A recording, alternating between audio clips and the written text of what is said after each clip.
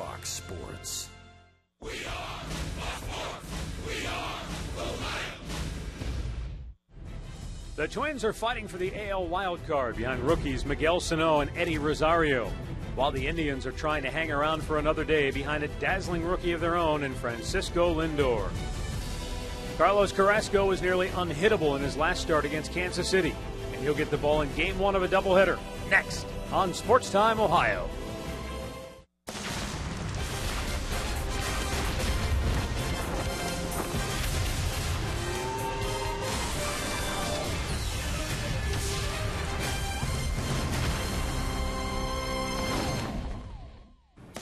The rain is gone, replaced today by cloudy skies and cool temperatures in downtown Cleveland as the Indians get ready to take on the Minnesota Twins in an old-fashioned doubleheader.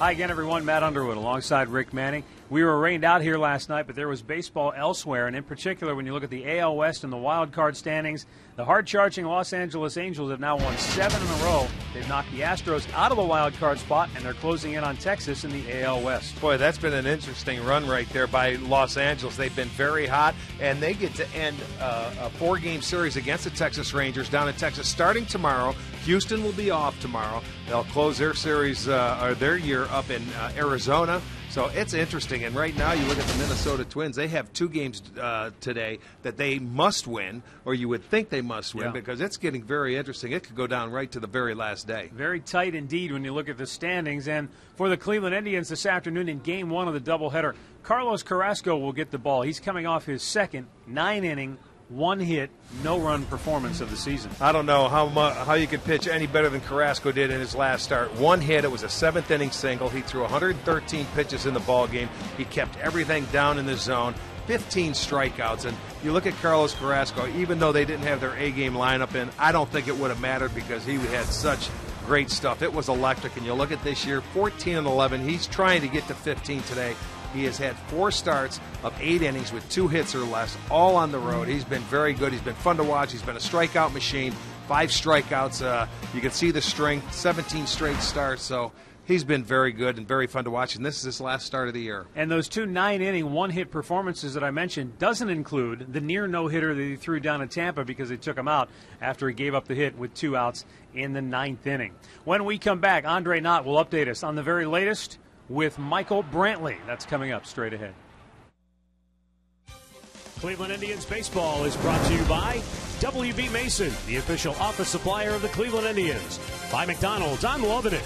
By your local Toyota dealers. Visit buyatoyota.com. Toyota, let's go places. And by the injury lawyers at Elk & Elk, proud sponsors of the Cleveland Indians. Call 1-800-ELK, Ohio.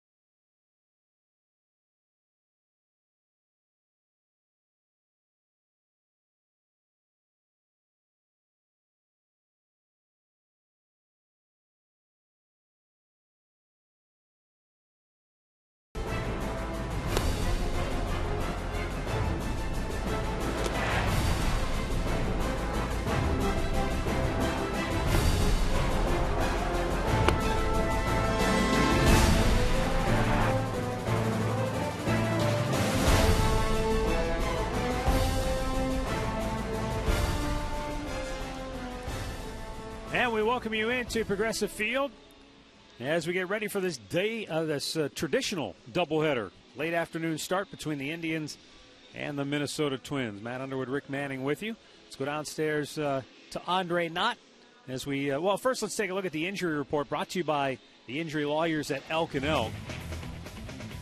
And it'll show you that Michael Brantley is officially shut down for the rest of the year with that right shoulder that he injured in Minnesota on the last road trip in the series opener against the Twins. He came back, played a couple of games, but they've decided to shut it down now. And let's go down to Andre, who has the latest. Well, he has some inflammation in that shoulder, Matt. And Terry Francona said, and we knew, I think, Rick, we had discussed it. The first swing he took when he didn't hit a ball, you could tell when he tried to extend, he was still dealing with some pain.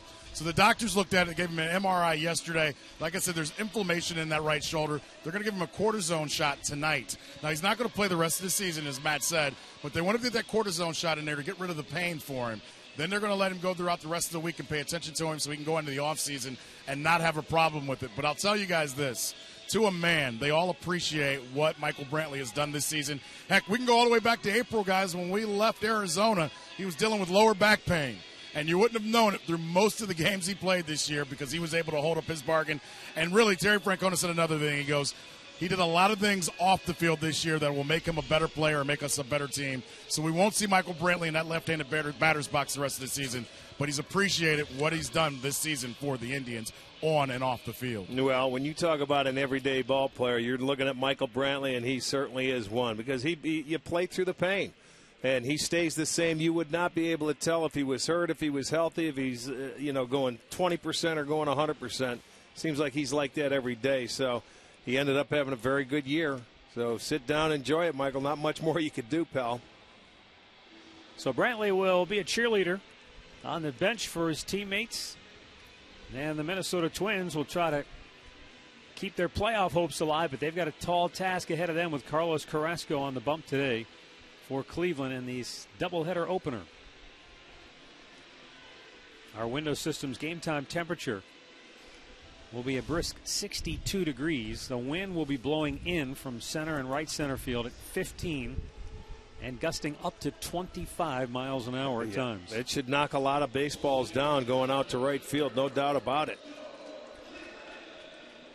There's Carlos Carrasco taking the mound. As he gets ready, we'll take a look at Paul Molitor's starting nine for the Minnesota Twins. It's brought to you by Toyota.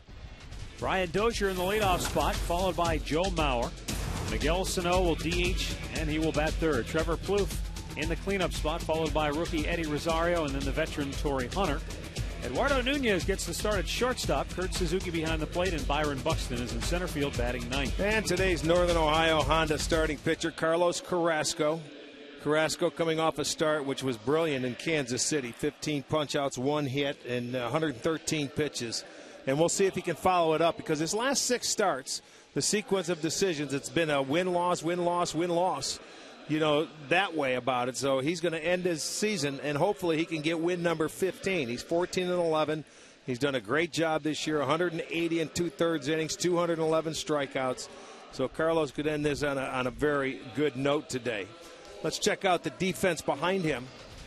And it looks like this in game number 1, brought to you by Ram. Aviles is in left, Almonte in center, Sands gets the start in right.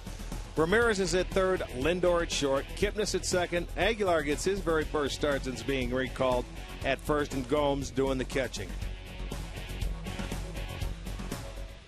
Alan Porter will have the plate this afternoon. Jeff Kellogg is off for game 1. Chad Whitson takes his spot. Brian Honora will be the acting crew chief, and Mark Ripperger is at third base.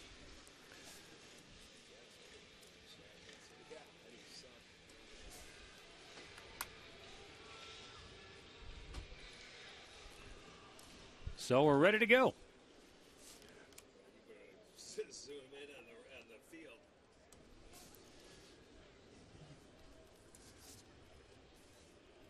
Brian Dozier was 0 for 3, but did have an RBI in the series opener.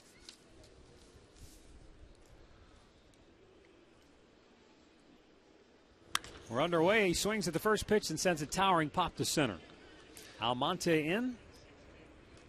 1 pitch, 1 out. Not a shocker. Dozier gets after a high fastball. Stat of the game brought to you by Buick. Indians pitching this year, as good as it has been, has struggled in the first inning. 28 homers, 88 runs allowed. And a lot of that has happened here at home.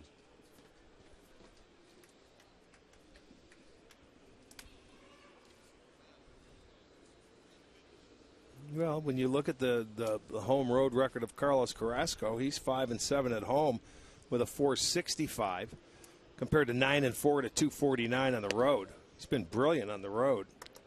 Joe Mauer takes ball one. It's outside. Mauer was 2 for 4. He doubled in the series opener. Part of a 3-run first inning for Minnesota that they were able to ride to a 4-2 victory.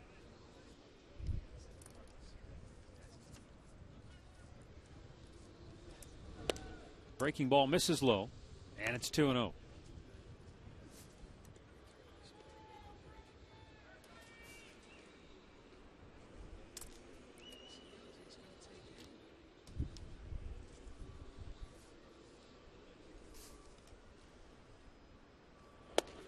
Fastball over the outside corner, painted it perfectly, and it's 2-1. Well, Carlos made one start against Minnesota. That's coming in Minnesota on the 16th of August. 7 innings he pitched, 6 hits, 2 runs. He left trailing that ball game 2-1 and took the loss in that game. That was his only start against them this year, and 1-4 in his career. Fastball ran off the dish, and now Mauer is in the catbird seat, 3-1. Mauer has drawn 79 walks in his career against Cleveland.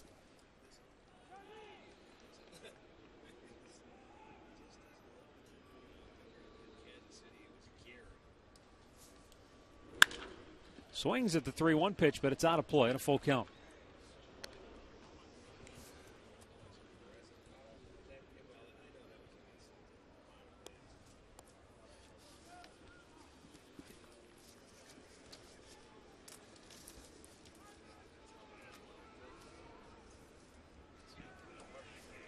Mauer batting .389 since September the 8th.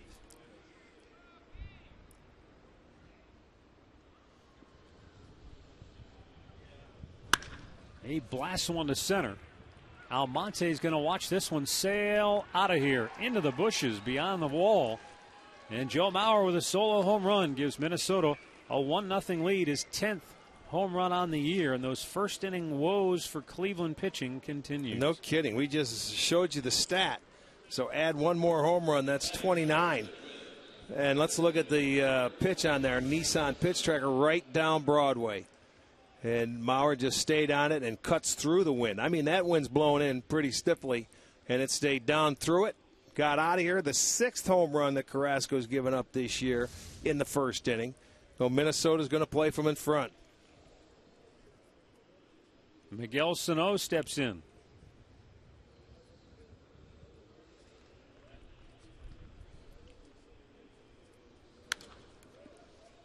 Back out of play.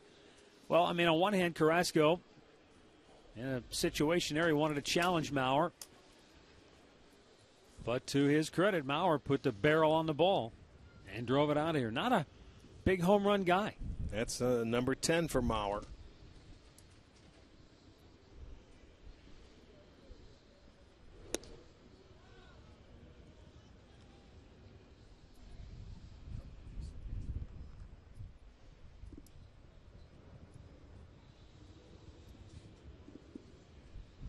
In 66 games at Double-A Chattanooga, Miguel Sano hit 15 homers.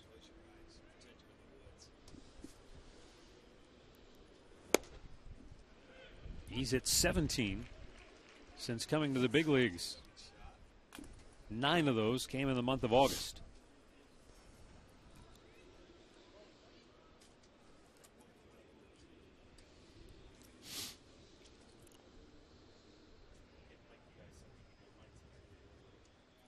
The 1-2.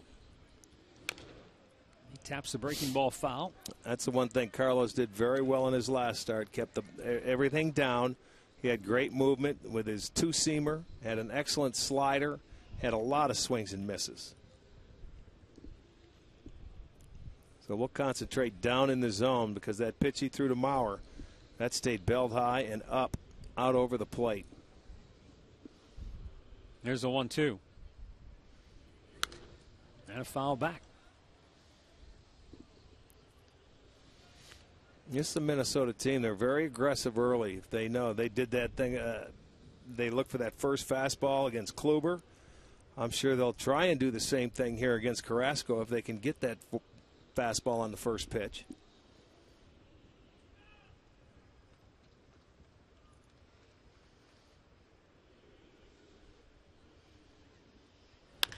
Hits it on the ground to third.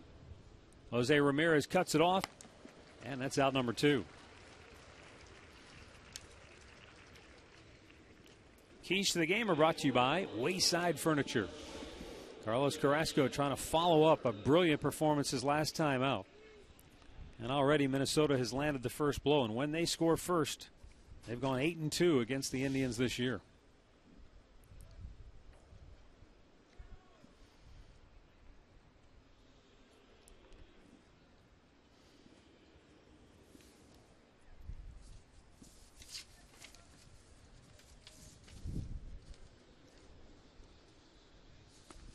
Fastball at the knees for strike 1. Trevor Plouffe 1 for 4 in the opener. He hit the big 2-run homer that made it a 3-0 lead in the first.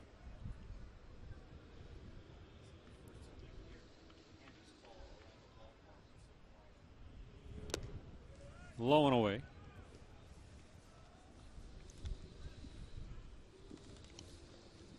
Brian Dozier leads the Twins with 28 home runs. Trevor Plouffe and Torrey Hunter tied for second on the club, each having hit 22.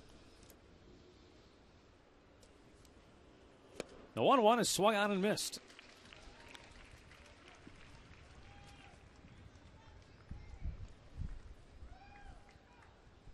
Carrasco has punched out 211 batters on the year.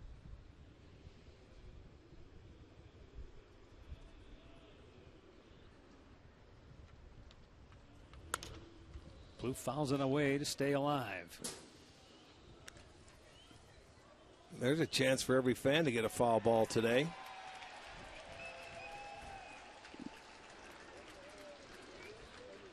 And the hot dogs might get one too. Yeah, look at there. They're out and about. Onion comes away with a souvenir ball. There's a 1-2. Strike 3 called, and the inning is over.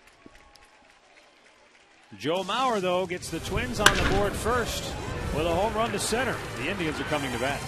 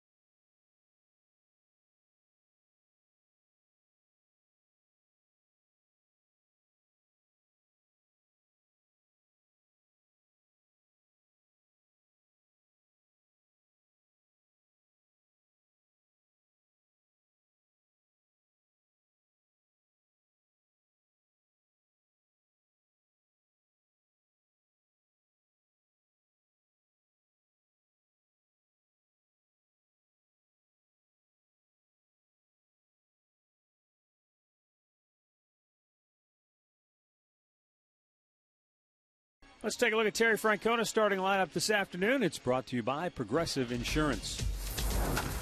Jason Kipnis will lead it off. He's at second base. Jose Ramirez at third will bat second. Then Francisco Lindor is third. Carlos Santana in the cleanup spot, followed by the red-hot Yan Gomes. Then it's Abraham Almonte, Jerry Sands, Jesus Aguilar, and Mike Aviles batting ninth. And the Honda starting pitcher is Kyle Gibson.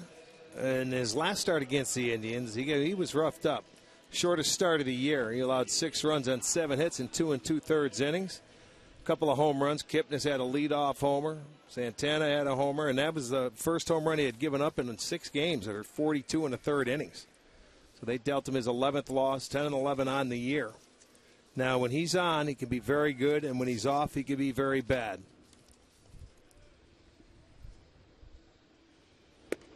Jason Kipnis takes a strike. He's a sinker ball pitcher, and in his 10 wins, he has an ERA of 1.34. In his 11 losses, it's 6.98, so there's a big difference. Talk about night and day. Yeah, no kidding. And that's what you strive for, is a little consistency. Well, your managers at times don't know what you're going to do. In his last 13 starts, he has a record of 2-5. And on the road, in 14 games started, he's 4-6.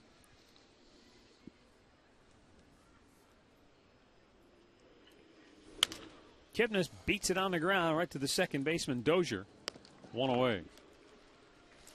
Let's set that Twins defense for you. Brought to you by Ram. It looks like this. It'll be Rosario in left field, Buxton in center, Hunter over in right. Plouffe at third, Nunez at short, Dozier at second, Mauer is at first, Suzuki doing the catching.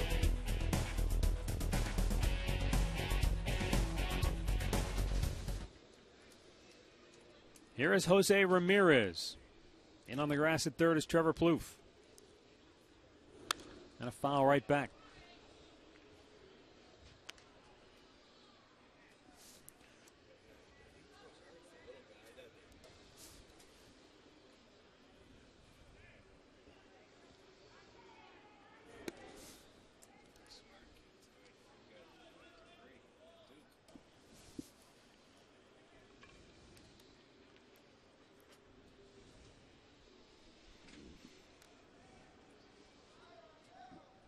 Now the 1-1. Missed outside. 2 balls and a strike.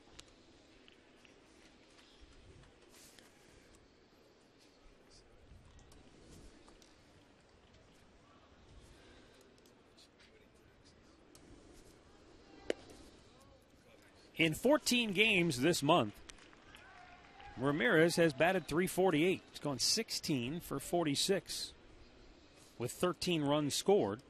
And he's driven in 7.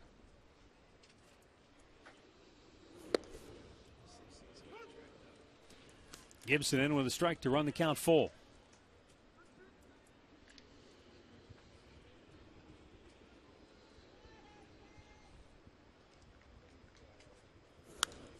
Might have chased ball 4. Stays 3-2. Francisco Lindor waits on deck with 1 out here in the bottom of the first. Drive down 1-0.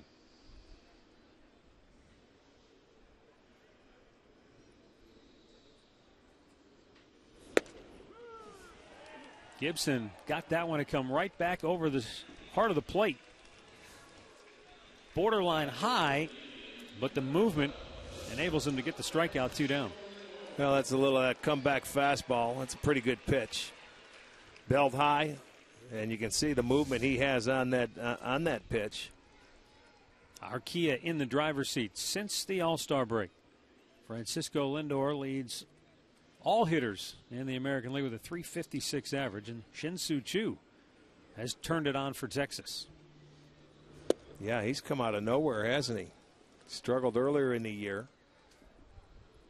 But I think Choo and a couple of those middle infielders for the Rangers have really turned that team around. Texas 13 games over 500. But the Angels are breathing down their neck. It'll be an interesting series starting tomorrow night down in Arlington. They have a 4-game series, the Angels and the Rangers. And the Angels have had the best of it so far this year. From what I hear, Joe Smith is coming back tonight. They could use that or use him.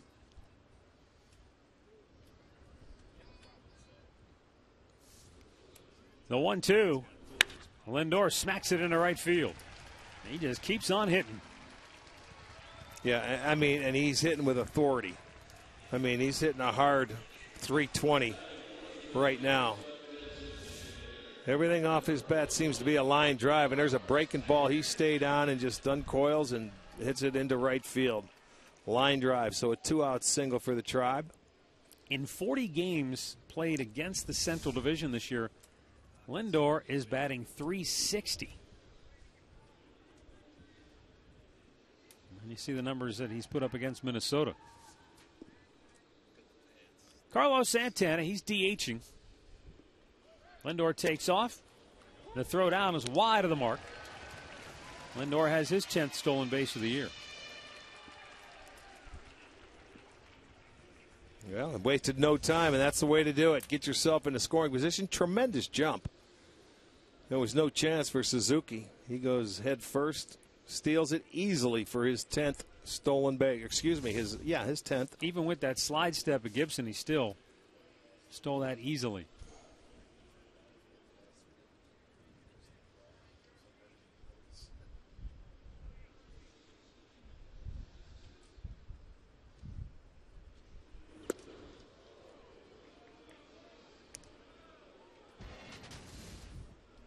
With that 10th stolen base as a rookie, Earl Averill, Von Hayes, the others to do it.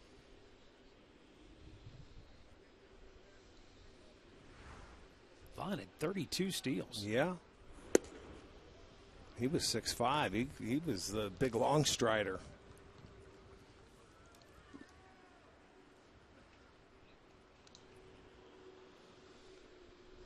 Lindor's in scoring position with 2 down. Santana awaiting the 2-1 pitch. Yeah, base hit here can tie the ball game.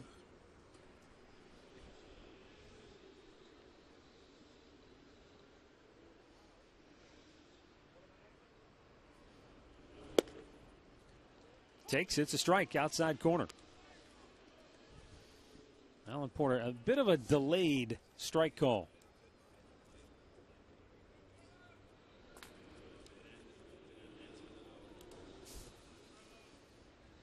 Kyle Gibson, the former first-round pick back in '09 out of Missouri. 22nd overall selection that year by Minnesota. There it was. Just missed inside. Wow, that pitch was the exact same pitch to Ramirez. He lucks out. Carlos catches a break right here. That's certainly a strike. That's a better pitch than it was to Ramirez. I almost think Suzuki shouldn't have tried to frame it as much as he did. That's right there. In the last week, I've seen pitches down the middle of the plate that were called balls. It's beyond me. For both teams.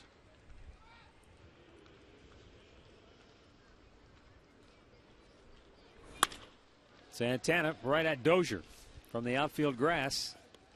The side is retired. We played one. It's the Twins 1 and the Indians nothing.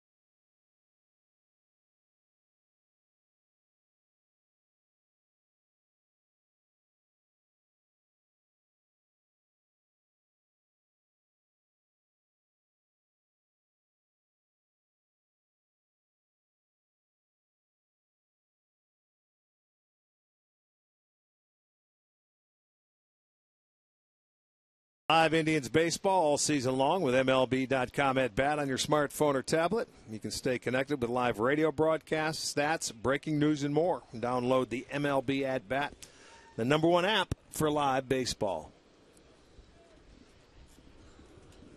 Eddie Rosario to lead off for Minnesota here in the second.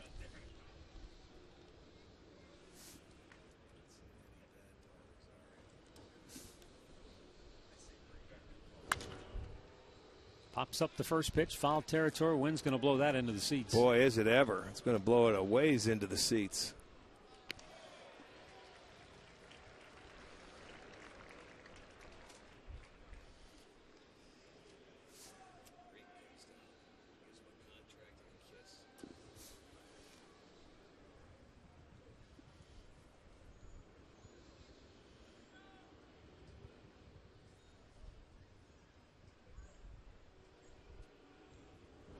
Missed outside. 1 ball, 1 strike.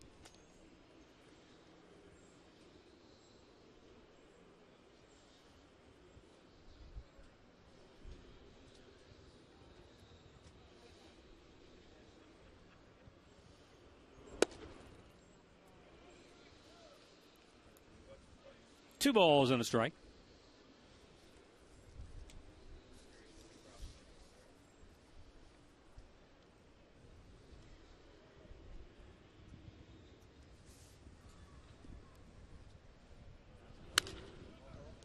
Just foul, first base side.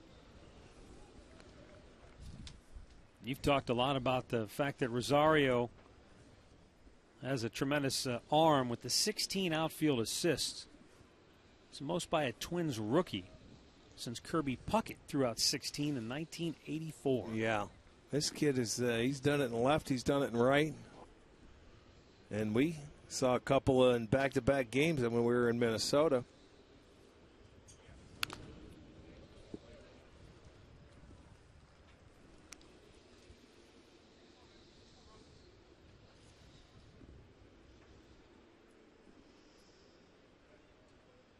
The 15 triples. Now that's impressive. He needs one more to tie Rod Carew, who had 16 back in 1977.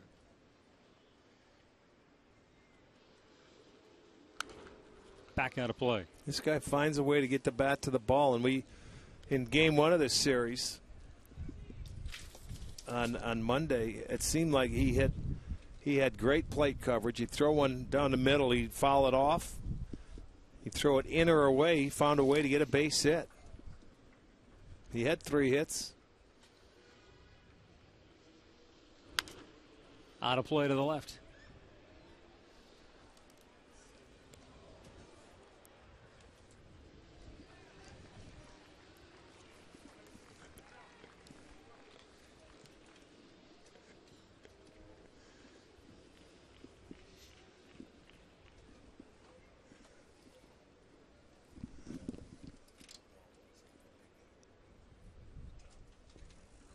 Rosario putting up a good at bat here. The 2-2. Another foul, back out of play. And that's the tough part about facing him. Is you think you make a good pitch, he gets the bat to it. It could be in off the plate. It could be off the plate away. He still finds a way to get to it. All right, this is game 2. His first at bat in game 2. He's seen 20 pitches in the first 2 games so far. He swung at 14 of them.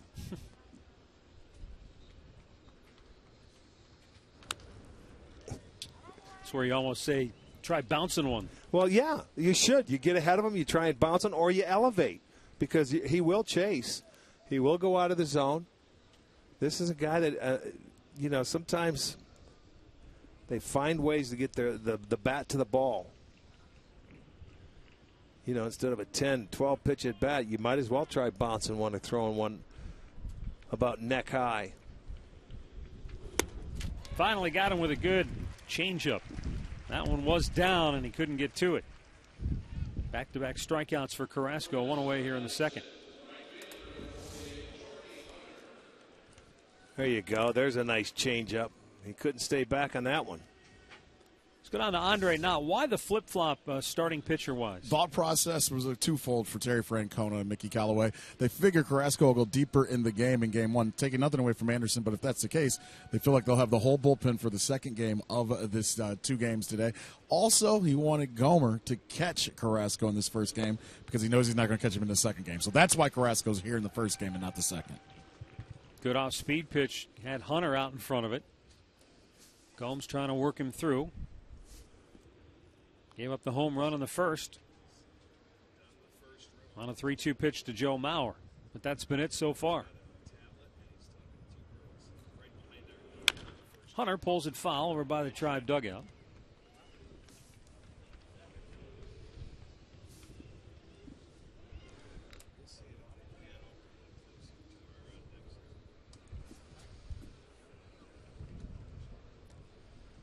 Torrey was 1 for 4. He doubled in the series opener. He hit a fastball away and rifled it to right field.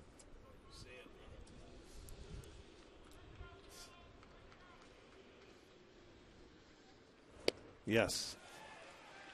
He went too far, and that's 3 in a row for Carrasco. Starting to get a feel. He's starting to get that ball down in the zone. We'll make this our Circle K strikeout, and you can see again. Here it is. That's the location. The hitters see it, and all of a sudden the bottom disappears, and they can't hold up. 3 straight strikeouts now for Carrasco.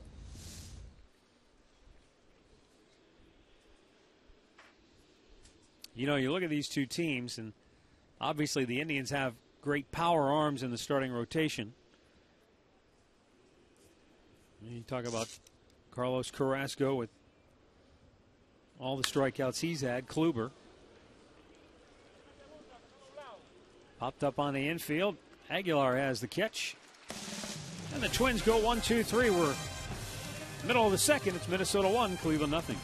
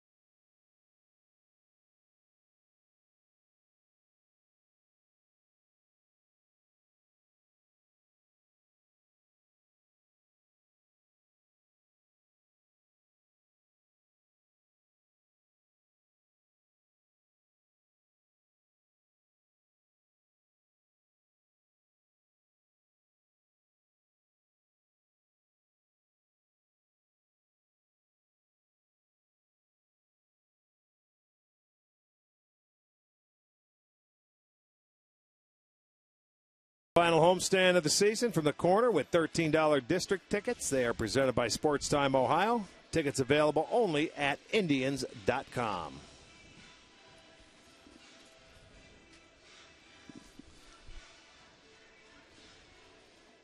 Bottom of the second here at Progressive Field, and the Indians down 1-0. Yan Gomes, Abraham Almonte, and Jerry Sands due up.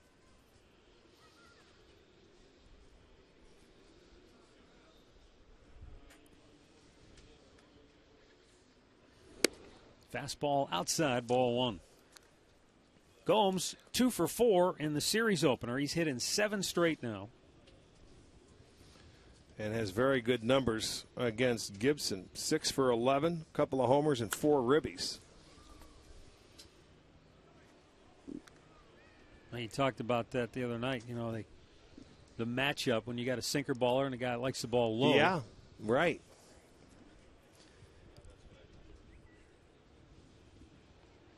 Yeah, you go. It ends up being power against power, even though he's throwing that sinker. That was a good one there, running in on Gomes.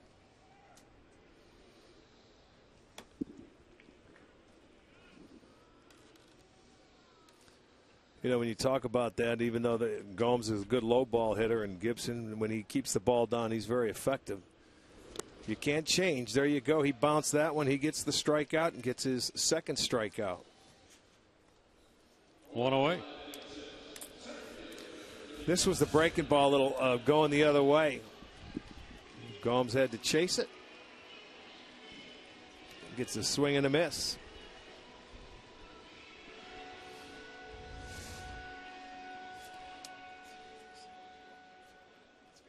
Abraham Almonte.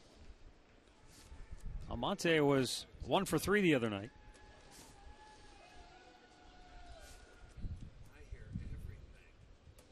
Pitch is outside for ball 1.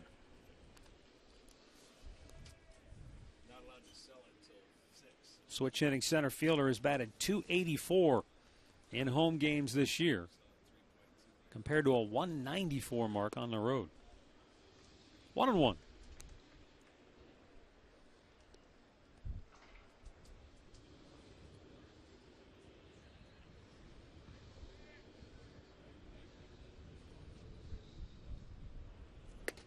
Almonte made his debut against these Twins with the Tribe back on August the 8th, and he had quite a night. Went 4 for 5, 2 doubles, a homer, couple driven in.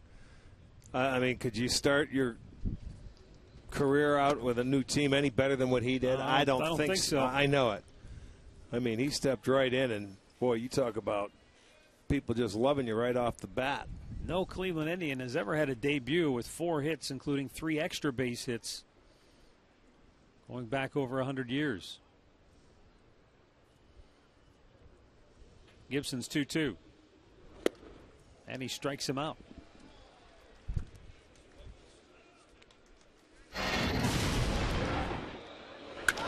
Well, let's go back to that first day. Twins were in their red jerseys. Starts it off double. Another double. Let's go with a base hit up the middle. Why not a big fly? Wow. Pretty good game. Way to endear yourself to your teammates. Jerry Sands takes a strike, getting the start in right field today.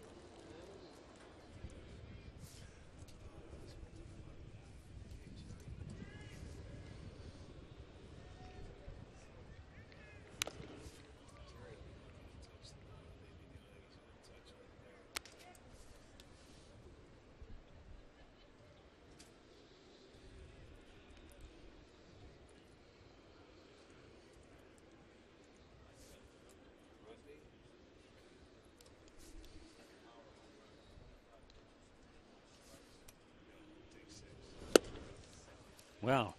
Kyle Gibson made quick work of the Tribe here in the second. Strikes out the side. 1-0 Minnesota after 2.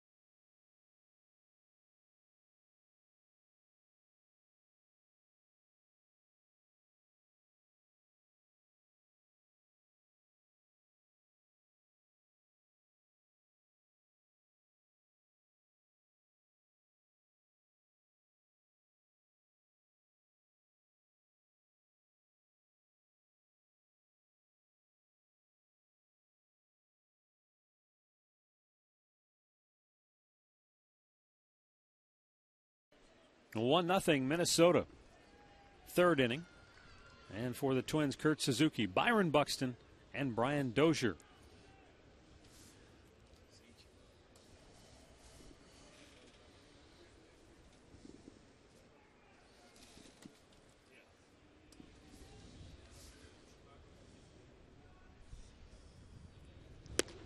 Fastball in there for a strike. Suzuki batting .307 in his last 17 road games. The Hawaii native. Formerly with the Oakland A's.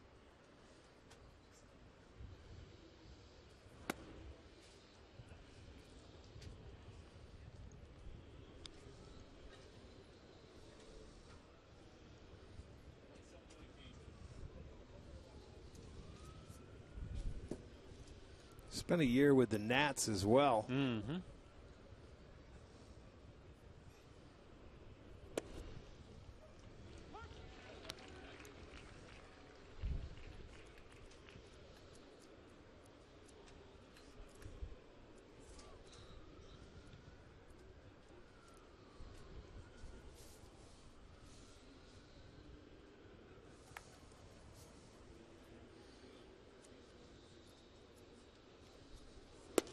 Missed outside, 2-2.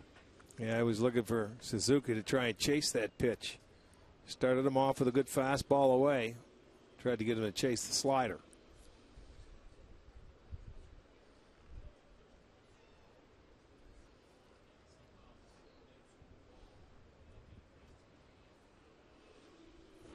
Oh, yes, he got.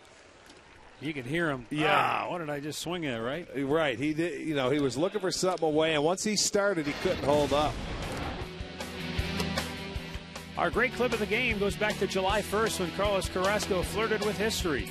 He took a no-hitter in the ninth with 2 outs and 2 strikes before that base hit just over the outstretched glove of Jason Kipnis. And what a game that was. Just the one hit. 8 2/3, and boy, he was terrific in that game as well. He's had a lot of very good games this year and low hit games. There's Byron Buxton. Young outfielder with a lot of promise. Chases a breaking ball. It's 0-2. Yeah, they're waiting for this young man to come through. Carrasco, 8 of 9 first pitch strikes. You'll like that. Well, I mean, ever since the home run to Mauer, he has been locked in.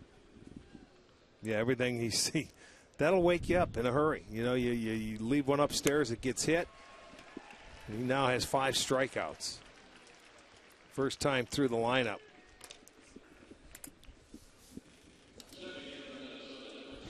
Well, going back to that game that he had in Tampa, on the road, he's had 4 starts this year in which he went 8 innings and gave up 2 hits or less. The only other guy to do that was Bert Blyleven, who did it 3 times back in 1984. Look at the Flying Dutchman back in '84. He's sitting a booth over doing the Minnesota Twin game. The Hall of Fame pitcher. He was good. What a curveball he had. He was fun. Still is. Still is a lot of fun. Loves the game of baseball.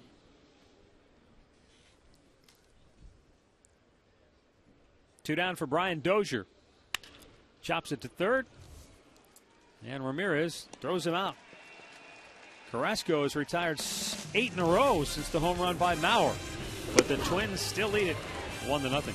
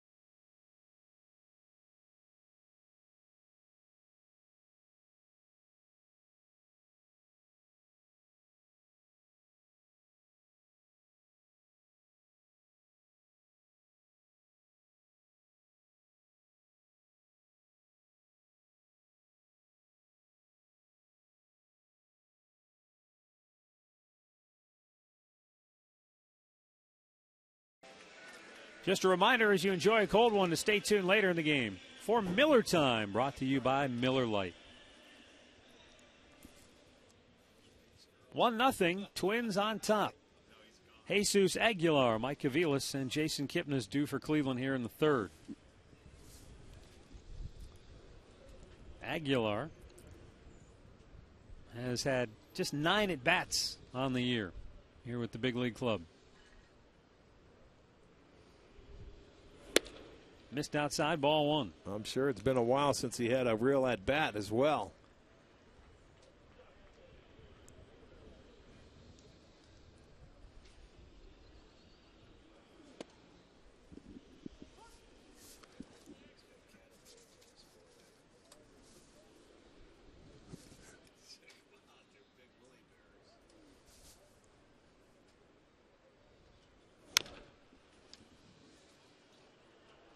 For the Columbus Clippers, the International League champions, he had a couple of doubles and 4 RBIs in 11 postseason games. Down the stretch, he was pretty good. Hit .306 in his final 34 games. Chases one down and in, and Kyle Gibson is racking up the Ks. That's 4 in a row. Well, these guys are matching each other pitch for pitch right now. Our Levin Furniture player profile. Gibson mentioned earlier he was a first-round pick. Had the Tommy John surgery 4 years ago. Second to Phil Hughes in wins over the last 2 seasons. But we told you, he's a hit-or-miss guy. When he's on, and he looks like he's on tonight. In his 10 wins, a 1.34 ERA. In his 11 losses, just under 7, 6.98. So we'll see what one shows up, maybe the second time through. But he's dealing right now. Mentioned before, Twins, they're not a big strikeout staff, though Gibson leads Minnesota far and away in strikeouts with 141. Coming into today, though, Minnesota had struck out 212 times more than they have struck out batters. Gotcha. The Indians are plus 254. Indians came into the series #1 in all of baseball. Twins were last. Yeah, they're about as good as you get, the Indians are, when it comes to strikeouts. The 1-2. Fly ball to left. And Rosario has that for out number 2.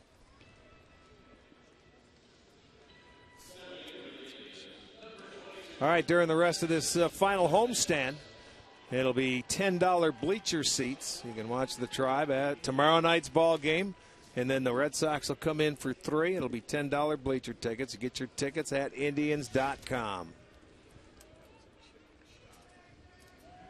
Jason Kipnis with an 8, make that a 6-game hitting streak.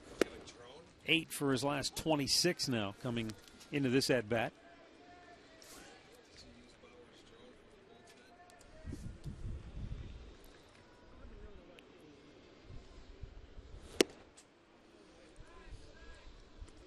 One ball, 1 strike.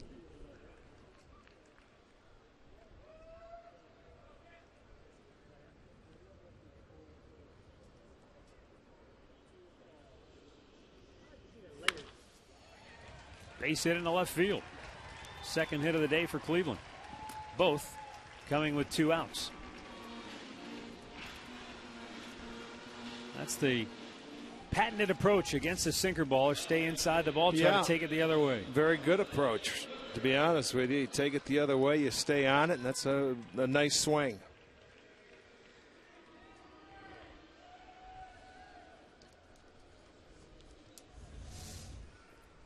That gives him a hit in 7 straight now. And Jose Ramirez steps in. Well, we saw Lindor take off early with 2 outs to get himself into scoring position. We'll see if Kipnis does anything.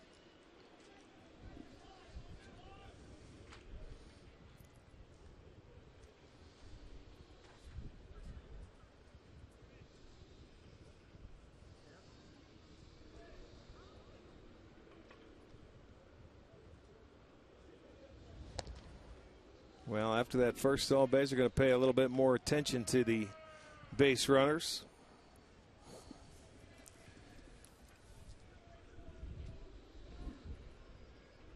So far in the year, they're 9 of 10 against Kyle Gibson in stealing bases. There's the slide step. But can he control it? You know, that's the key. You get that runner on. Sometimes he's a big, tall guy, 6'6", about 220 pounds. Sometimes when you have that slide step, you have to give up a little bit of command. Down in the dirt. There you go. Now Ramirez in a hitter's count.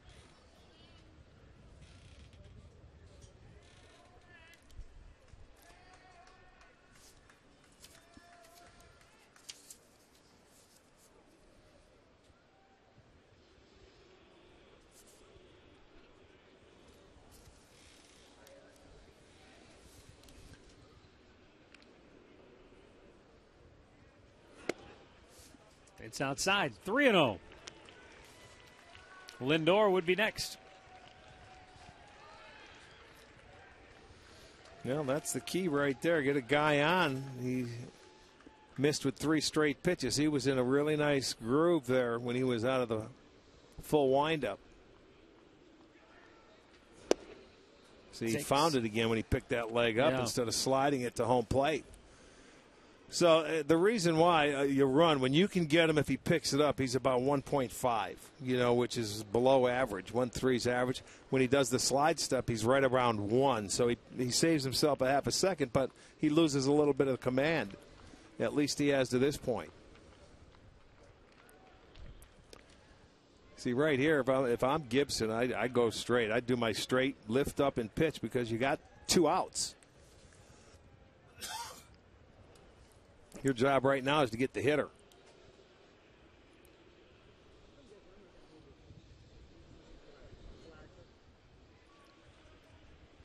Thirty out of 48 pitches for strikes so far. And Ramirez pops the 3-1 to right. Routine for Hunter.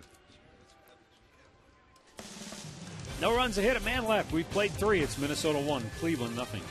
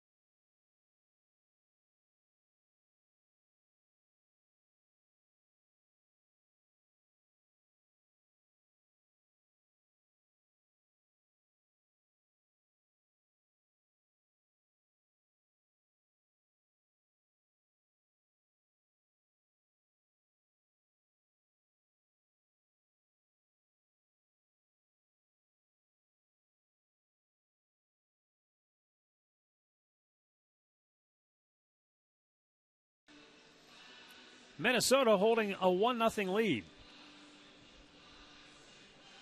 Thanks to this guy, Joe Mauer, who homered with 1 out in the first on a 3-2 pitch.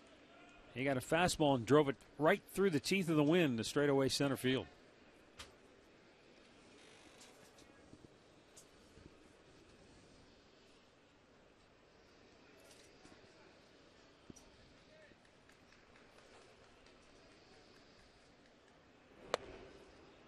Strike to the outside corner. Mauer doesn't agree. Well, it's been inconsistent today on the outside part of the plate. Rick, since the home run by Mauer, that's 30 strikes in 36 pitches for Carrasco.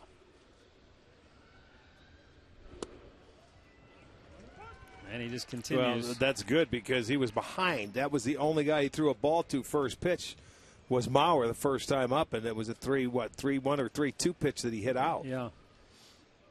There was a full count pitch.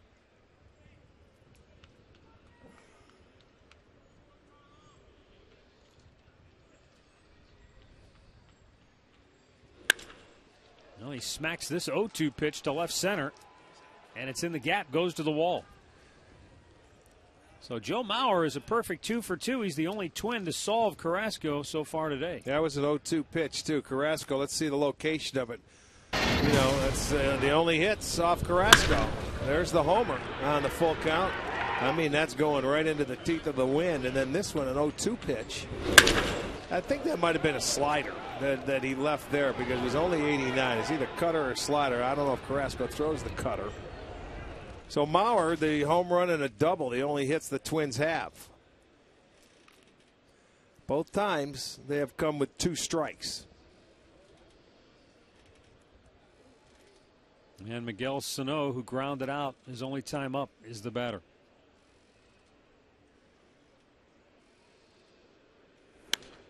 Swings and fouls it back out of play.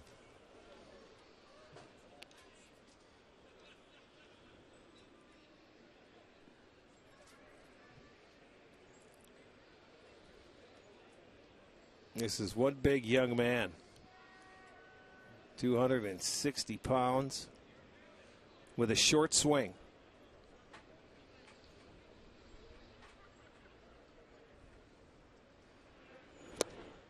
Good pitch. Nice off-speed pitch. Carrasco trying to take him from hitting the ball to right center field, right center on over to get Mauer over to third, so he takes something off and puts that slider in just a beautiful spot down and away.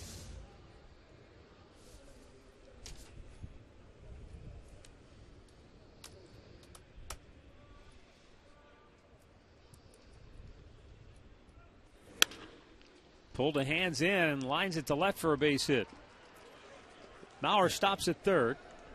He's unable to score because the ball was hit hard and it was right at Aviles. It was sinking and he couldn't get to it to make a catch. You know, he did this on Kluber the other night, and Gomes should realize this. They want to go back in with the fastball, but if you don't get it there, you see how short and quick he is to the ball. He did the exact same thing in the first inning on Kluber to drive in the first run. Pulled the hands in on a good fastball. So the pitchers, if you go in there, you better get it in off the plate, not necessarily for a strike. That one was for a strike, and he did a little damage. Now they have first and third and nobody out. Back-to-back hits to open the inning, and now Trevor Plouffe, who was called out on strikes his first time up.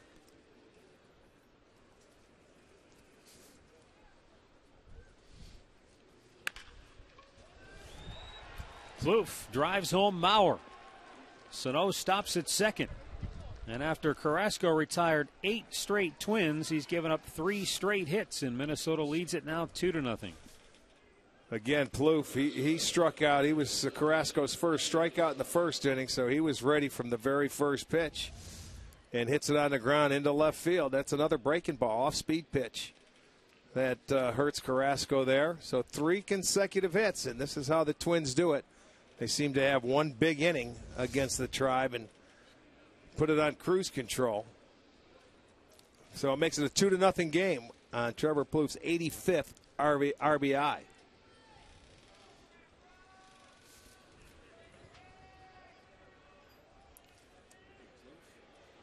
And that will bring up Eddie Rosario, who after a lengthy at-bat struck out in the second.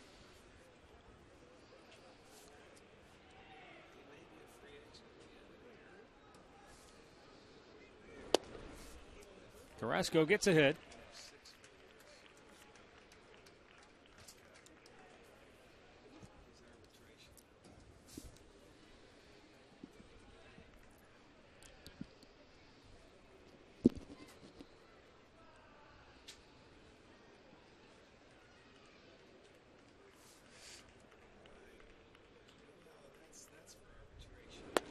Missed outside. 1 ball, 1 strike. 3 straight hits for Minnesota to open this 4th inning.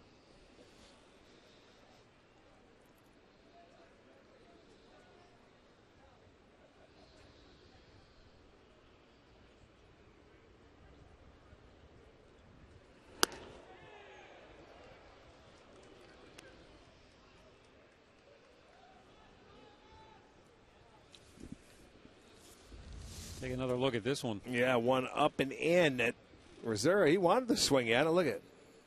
He just couldn't reach it. He had to get out of the way.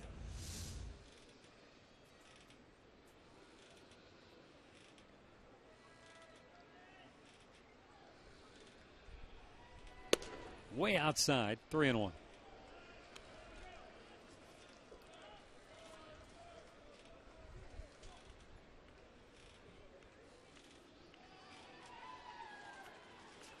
Torrey Hunter waiting on deck. 1 more and they'll be loaded up.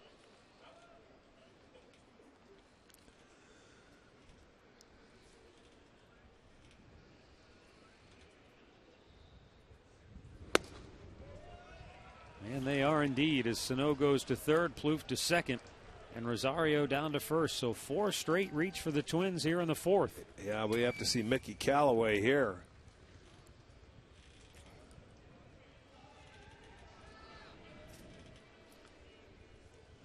We're on the countdown to face-off in the NHL season in the Buckeye State. Columbus Blue Jackets take on the New York Rangers on opening night, and it's just 9 days away on the home of the Blue Jackets, Fox Sports Ohio. It's amazing, isn't it? Back at it again. Puck will be dropping.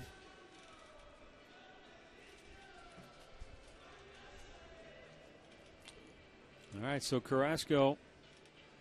Carrasco desperately needs a double play ball. And you can get it off the bat of Torrey Hunter. Make your pitches. Hunter on the year is grounded into 13.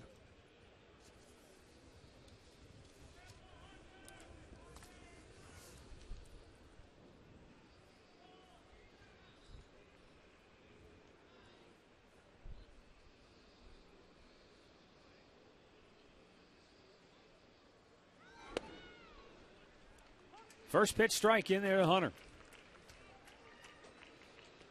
Ryan Webb begins to loosen in the Cleveland bullpen.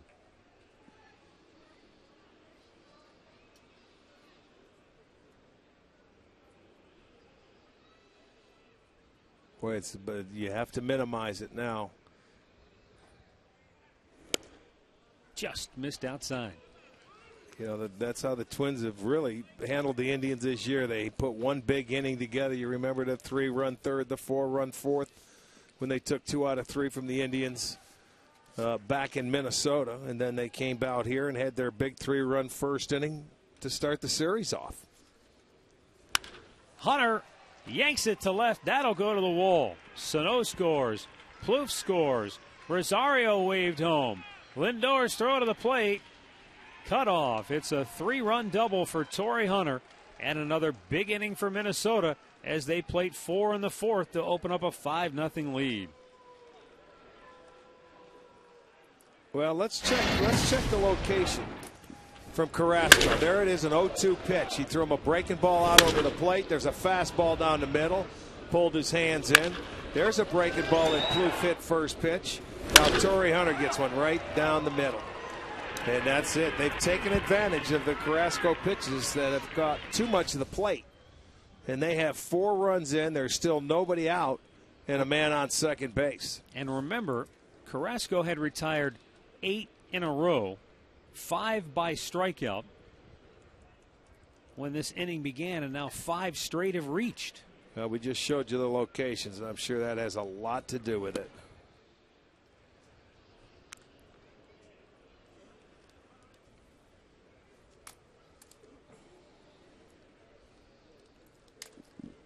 Eduardo Nunez popped up on the infield his only time up.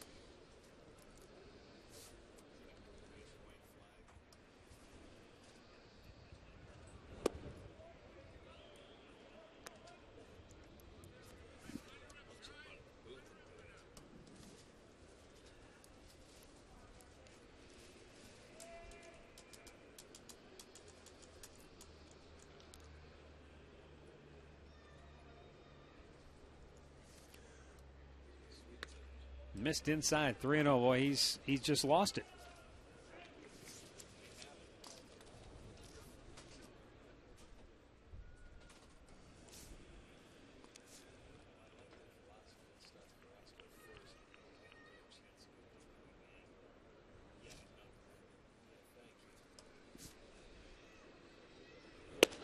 Bullseye.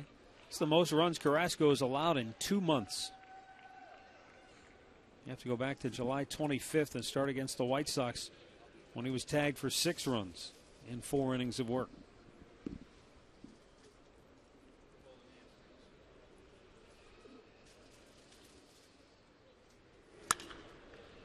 High and foul, out of play. Full count.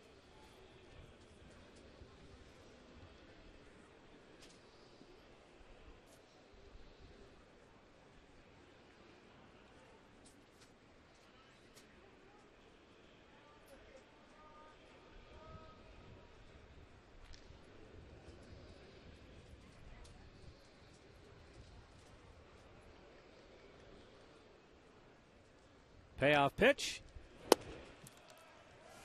Wow. Awfully close. Yeah, it well, was. He's done. Out comes Tito. He had not retired a batter here in the 4th inning. And Carrasco's afternoon and probably season is over. After coming off a one-hitter in Kansas City, 15 strikeouts, he cannot get out of the 4th. He goes 3 innings plus 6 batters. A strange start for Carrasco.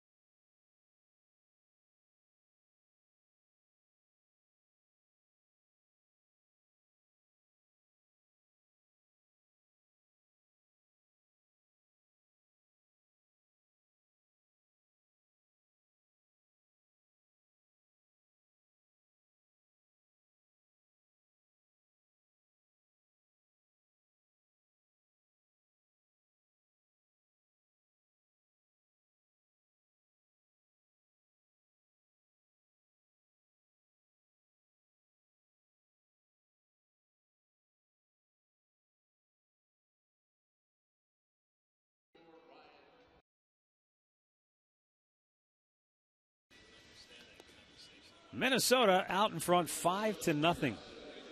And they've got 2 on and still nobody out in this 4th inning. Ryan Webb coming on for the 40th time this year. A win, no losses, an ERA of 3.26. He'll be facing Kurt Suzuki.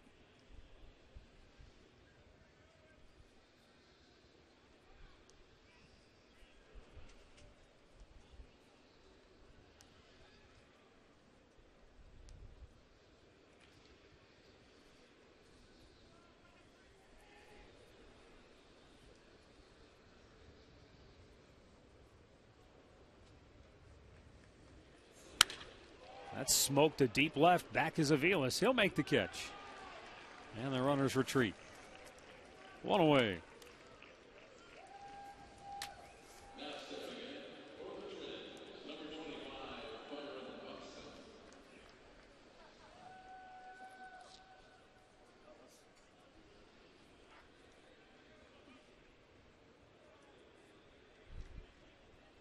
Up comes Byron Buxton, who struck out his only time up. Yeah, that was the 5th strikeout that first time through the lineup for Carrasco, and that was his very last strikeout.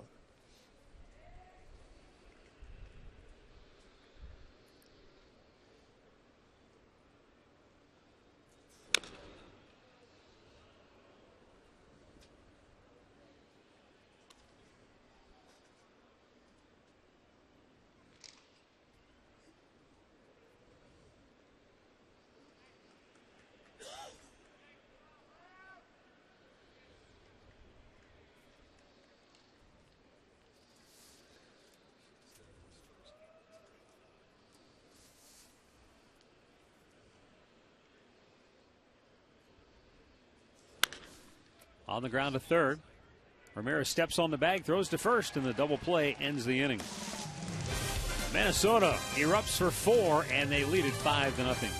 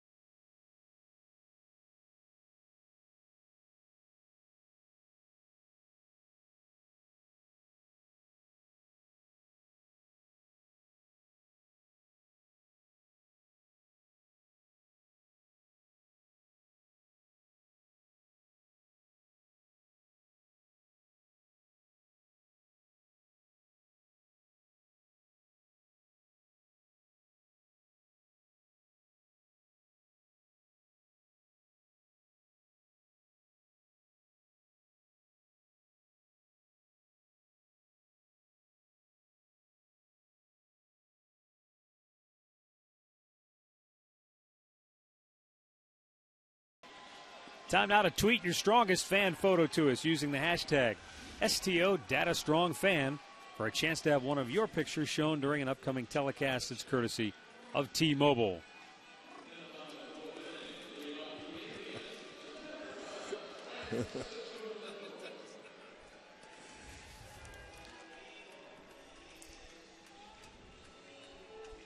Bottom of the 4th inning, Francisco Lindor, Carlos Santana, and Yan Gomes due up for the Tribe.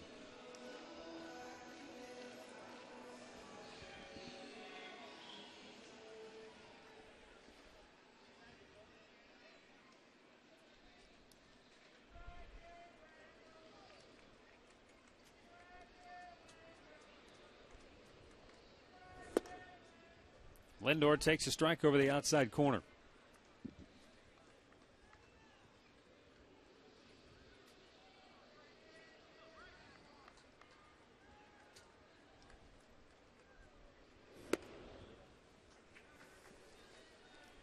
One ball, one strike.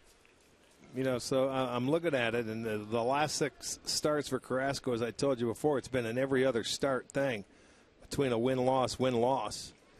And it seems like it's going to stay because he struggled today after he looked like he was brilliant the first 3.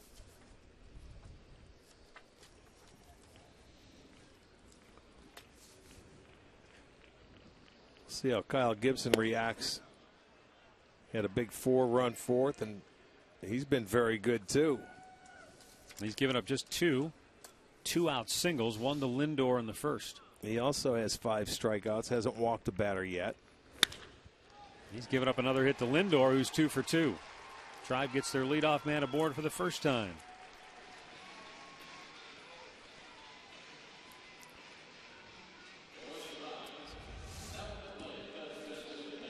Well, there you go. Another pitch that's elevated a little bit, and he takes advantage of it.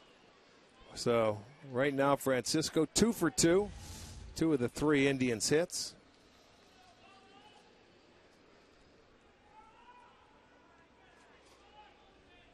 Carlos Santana grounded out his only time up.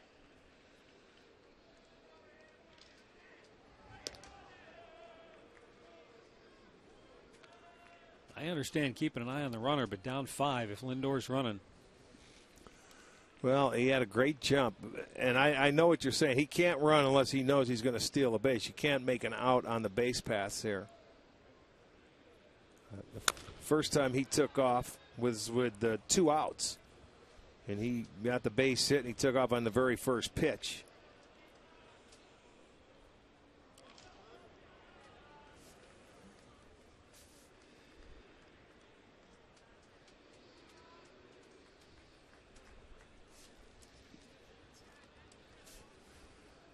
Kyle Gibson staked to a 5-run lead now.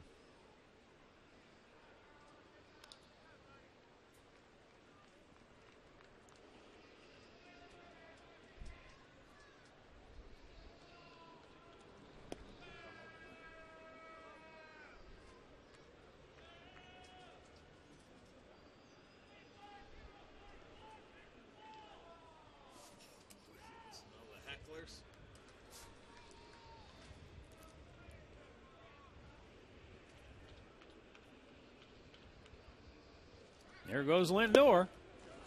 And the throw down, not in time. So he can take off. And he picked both times when Gibson was going to raise that leg. So he's 2 for 2, 2 stolen bases. He's got it down. So that takes the double play away. That's very good if you can steal a base. Probably just reading that leg. If he sees it go up, he's going to go. He's getting a good read, whatever he's doing. Meanwhile, Santana's in the hole 0-2.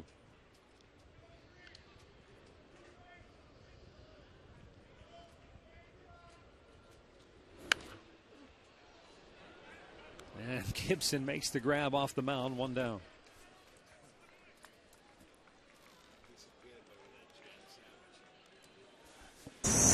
Gibson has had a good slider and also that good sinker today. He has 5 strikeouts, and you're going to get a look at him. There's the slider down to Yan Gomes. He gets another slider, breaking ball away to Sands. There's that ball going down over to Aguilar. So he's been on his game. Yan Gomes struck out his only time up, and he's 2 for 5 now in the series.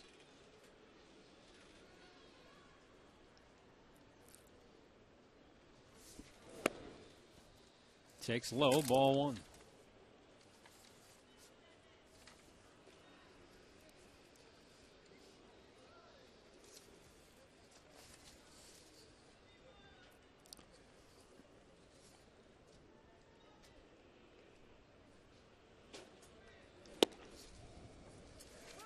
You know, Gibson, a guy normally that is all over the place and will walk a lot of guys. He's 10th in the league, 63 walks. But today he has 6 0-2, 1-2 counts. So he has been pitching in front of the hitters. It certainly makes a difference. Hitters have to expand their strike zone. And this makes a difference. The 1-1 pitch right here when you're a guy like Gibson. Now it goes to a 1-2 count, and you get the hitter to expand. As compared if it goes to 2-1, hitter gets a little more discipline.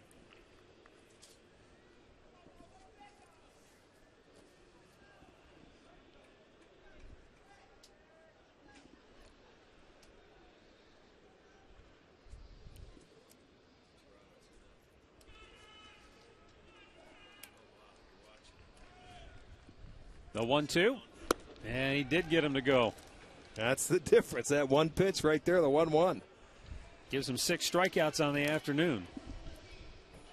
2 down in the inning. See, he sees it, but he started after it, tried to hold up, couldn't do it. Couldn't check his swing, so Yan Gomes has gone down for the 2nd time today. And up comes Abraham Almonte, who struck out his first time up.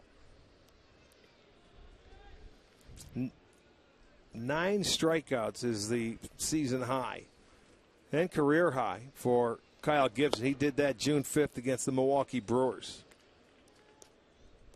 And in that game, he also did not walk anybody. So that tells you when he can get ahead of the hitters, he's got a way to do it.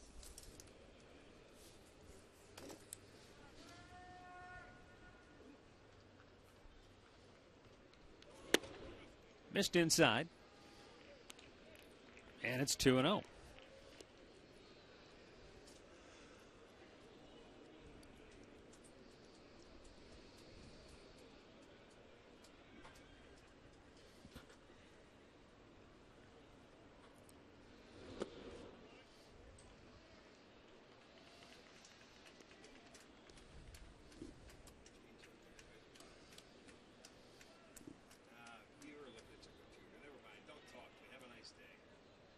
Hang in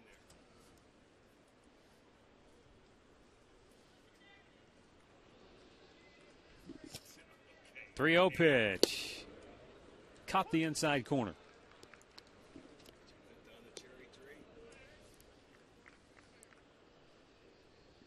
If Almonte reaches, Jerry Sands would be next. Lindor, who led off the inning with a single, stole second, still at second base.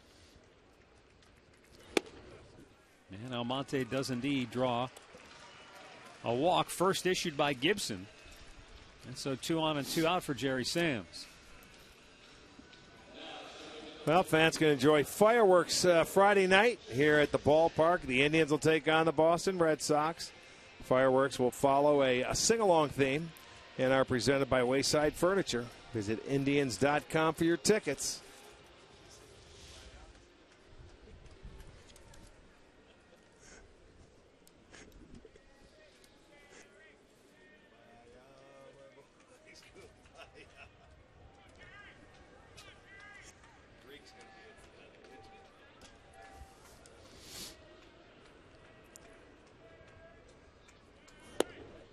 Low and away, ball 1.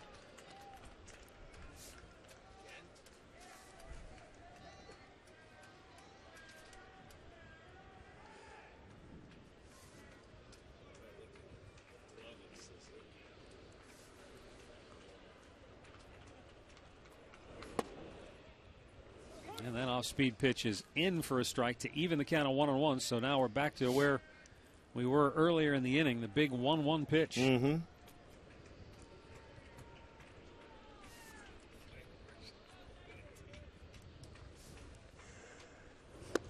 He missed this time.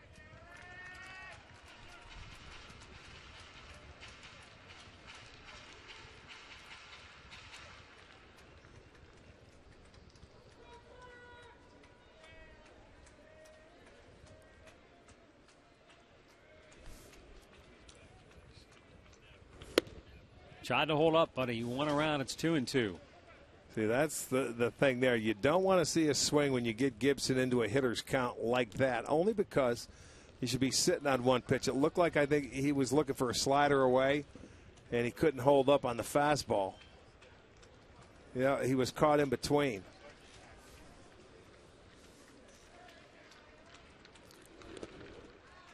In the dirt and a full count.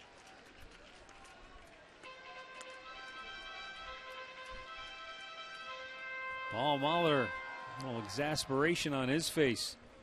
Well, he doesn't want to see him walk anybody, and he just walked the last guy with 2 outs. You're at the heading to the bottom part of the lineup. You're giving him opportunities. You give him free passes, and that's a lot how this Indians offense works. There go the runners. Jerry Sands with a bouncer to short. And that'll end the inning. No runs, a hit, 2 left. We've played 4, 5-0 Minnesota.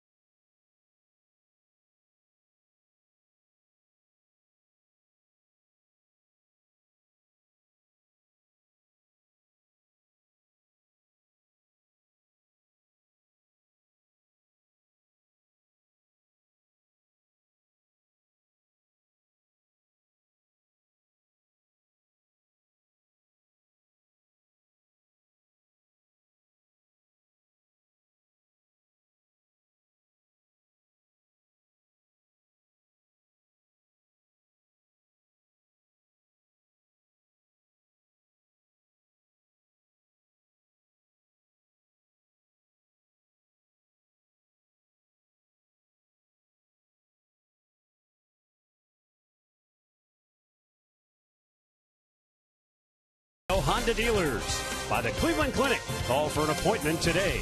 And by the game-changing all-new Ford F-150. The future is tough.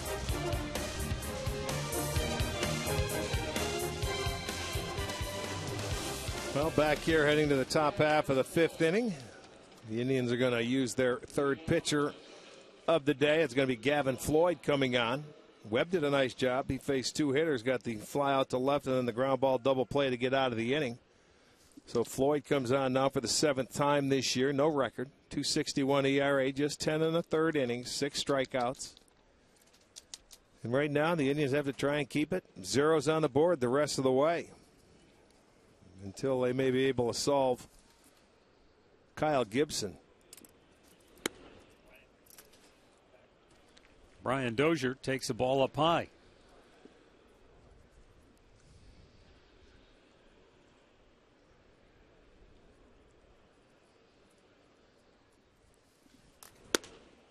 Another one, 2-0.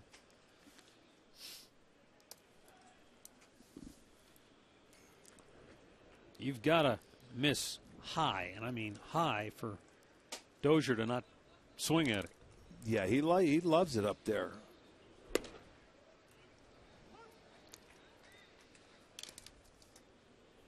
Two balls and a strike. You know, the thing of it is, when you know that, he's only hitting 240. So, you know, somebody's getting him out. You just have to keep that ball down, make some quality pitches, stay out of the middle of the plate. And there's another high pitch that he smokes. Deep left. Avila's back on the track. That's the wind that knocked it down. Look at it. He thought he had one. See him grab his helmet? Mm-hmm. He put 2 hands on the helmet. He thought he had one right there. That wind helped knock it down. I loved it. He went around first base, and he thought he had his 29th home run. Watch this. He sees Avila's catch it on the track. He can't believe it. Are you kidding me? He's saying. Just an out today with the wind. Got to go with the elements. Joe Mauer defied the elements his first time up. Boy, did he ever. Right into the teeth of it. He's 2 for 2 with a homer and a double, and he's scored twice.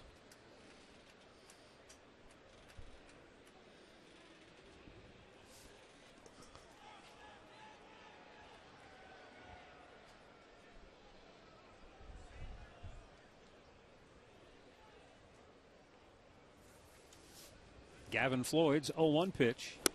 Missed inside.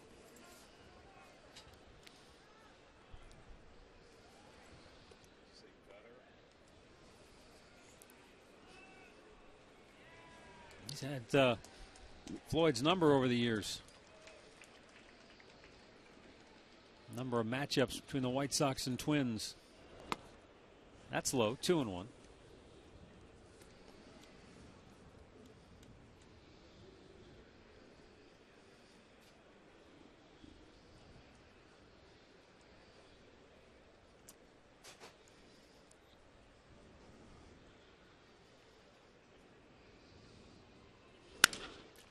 Broke his bat, and Ramirez throws him out.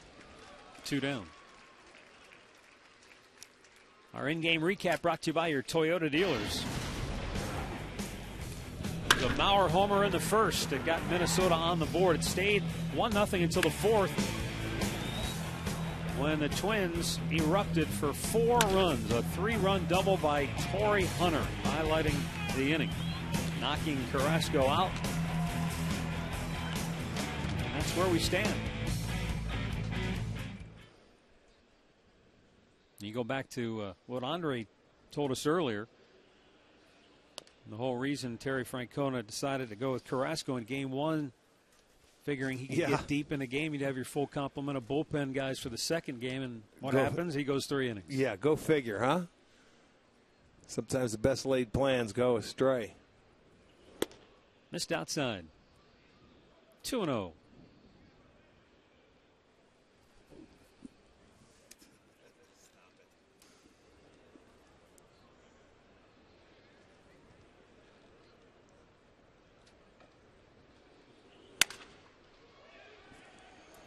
Coming in hard to right field, Jerry Sands makes the catch.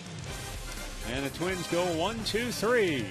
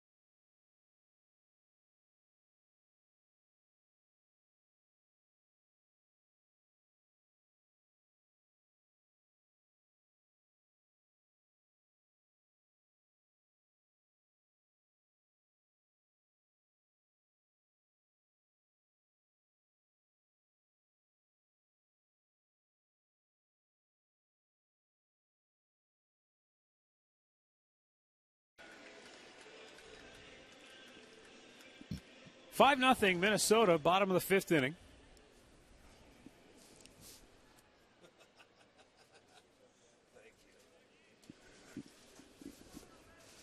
Well, she dressed appropriately today. Starting to cool down a little bit. And what was it, 62 at the start of the game, I believe? Yeah, 62. Wind has died down a little bit since we started.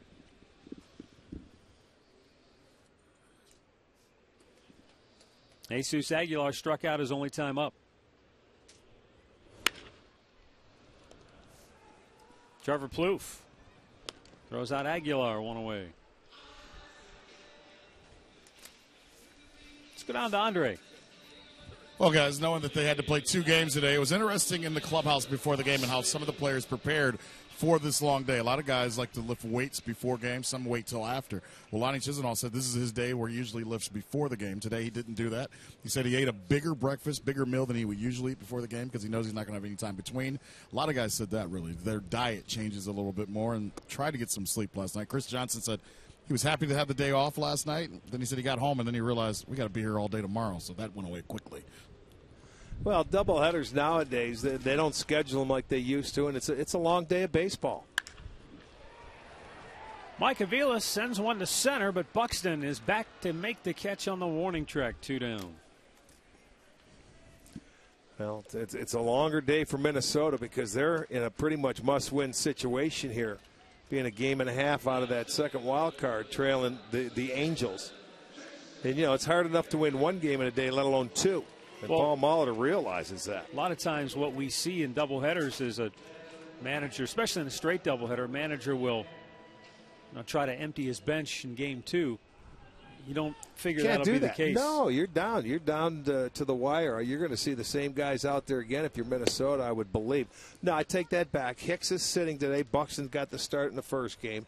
I think you'll see Hicks in the second game there for him. And Escobar. At shortstop, you'll see Escobar. Right. Those will be the 2 switches. But everything else will be the same. You have to go out there with your everyday players. And, coming into this series, the Twins had the flu bug going around their team. So, you never know. It all starts with the guy in the center of the diamond. And this guy has done a great job for him today. They got him a run early and got him a big number, and he has settled in.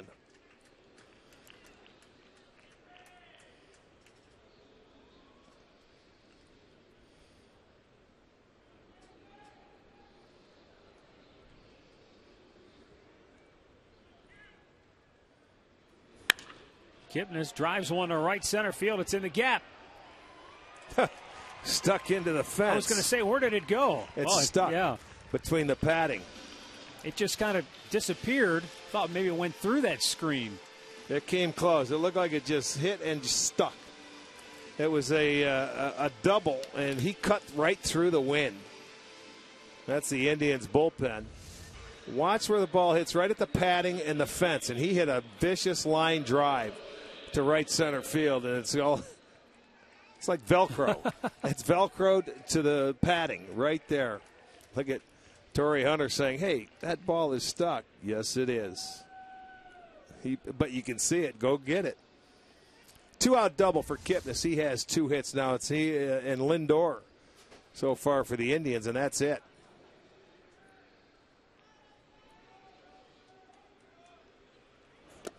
In the dirt, ball 1 to Jose Ramirez. He's 0 for 2.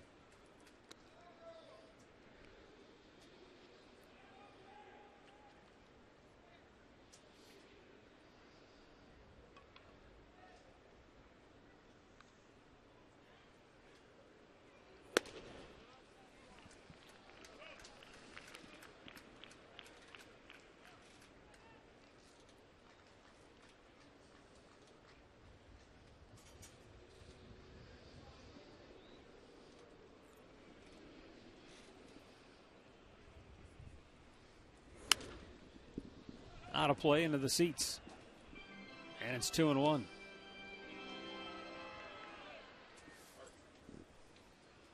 Ramirez called out on strikes in the first, fly to right in the third.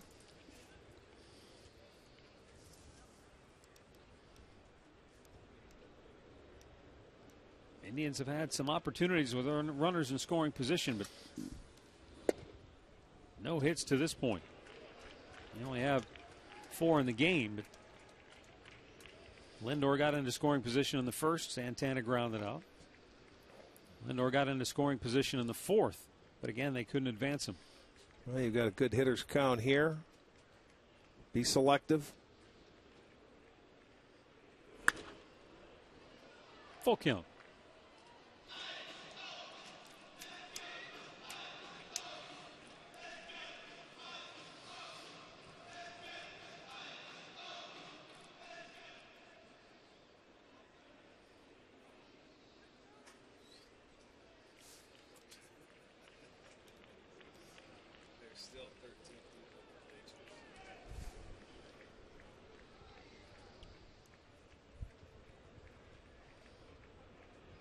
Payoff pitch, and he got a piece to stay alive.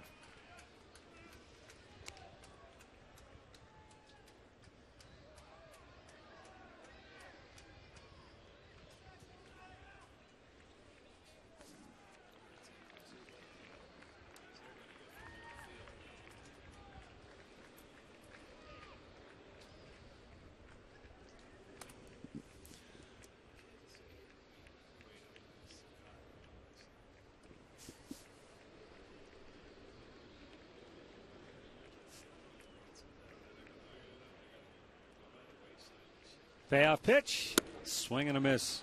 Gibson strikes him out, and the inning is over. We played 5. It's Minnesota 5, Cleveland nothing.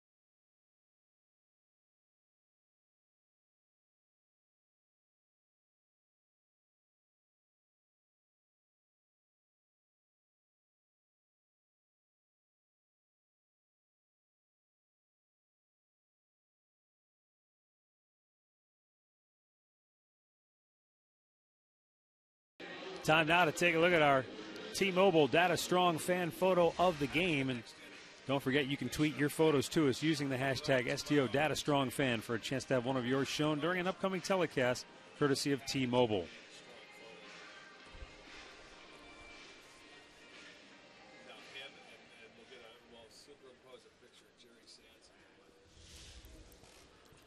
Sixth inning, it's 5-0 Minnesota.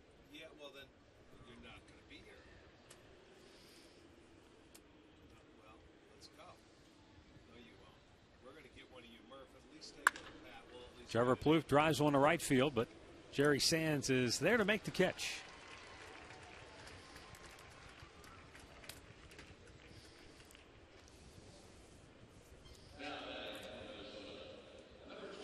And to bring up Eddie Rosario, he walked and scored in the 4-run fourth for Minnesota.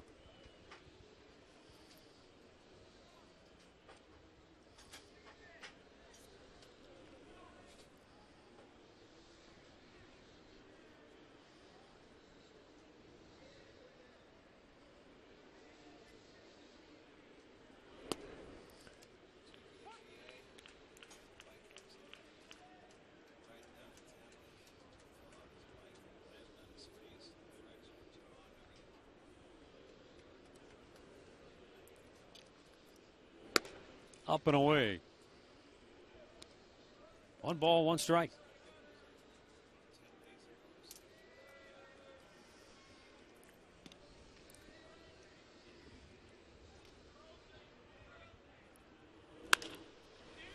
Fly ball to center. In comes Almonte. 2 down. Well, you want to be here for Tribe's annual Fan Appreciation Night that'll take place Saturday against the Boston Red Sox. And that evening will feature Sugardale Dollar Dogs. We'll have fireworks after the game and giveaways during the game as the Indians thank their fans for the support this season. Visit Indians.com for your tickets.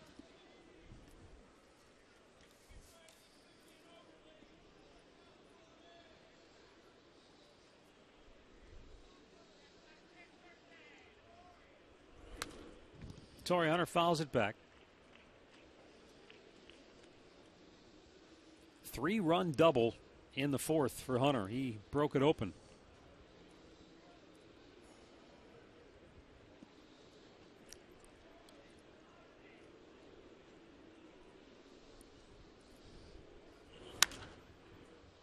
Out of play to the right.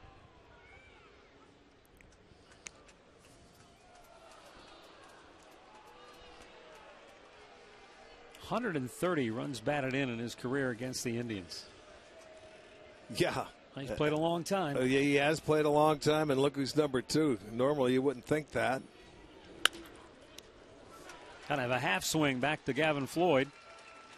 And Floyd flies through the 6th. He's retired all 6 that he has faced.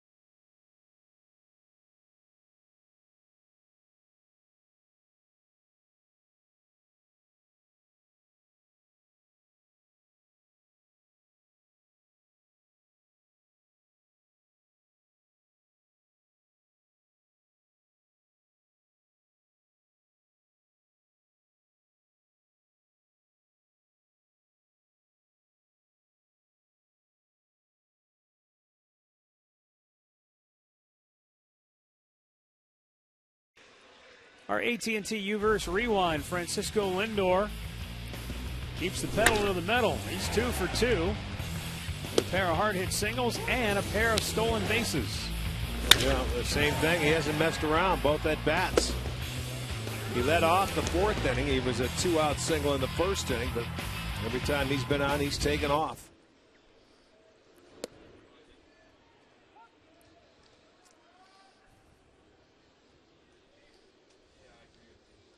Kyle Gibson has given up just 4 hits. 2 to Lindor, 2 to Kipnis.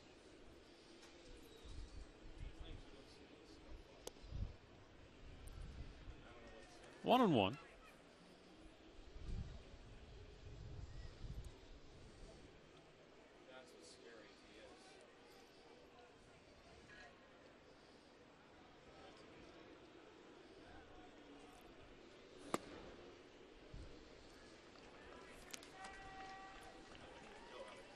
That's how the Indians got on the board against Gibson back in Minnesota.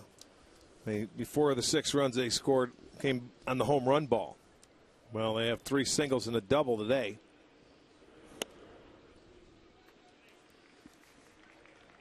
Three and one.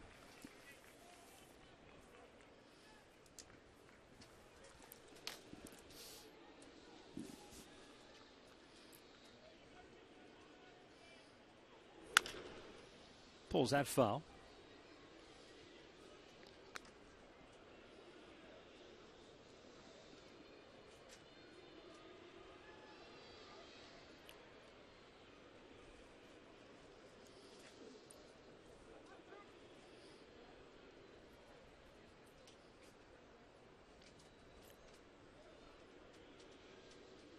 Payoff pitch. And Lindor's aboard for the 3rd time. 2nd time leading off an inning. The high school football road to glory rolls on this Friday night in Brecksville when Nordonia faces off with the Bees. Jeff Phelps, Frank Stams, and Ryan Cavanaugh have all the action Friday at 11 after Indians Live on Sports Time Ohio.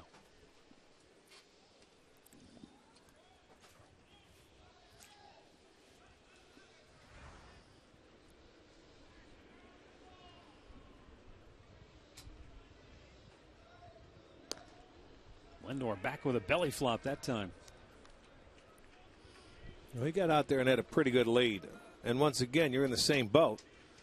He's going to have to steal. He can't afford to get thrown out. But both times he's stolen, he's picked the right pitch. He's lifted that leg.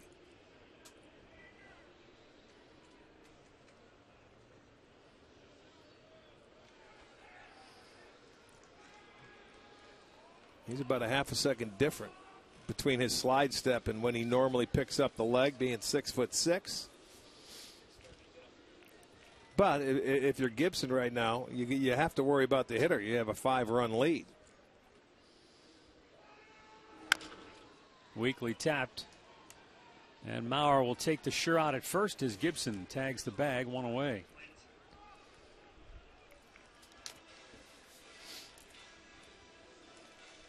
Just now getting some action in the Minnesota bullpen as Gibson closes in on 100 pitches for the afternoon. And it's Blaine Boyer, a right-hander who pitched in the series opener.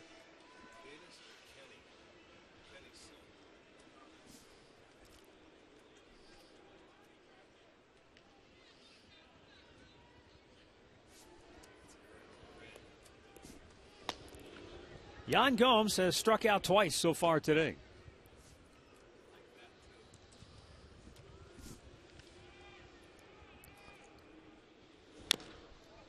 Fouls out off the plate.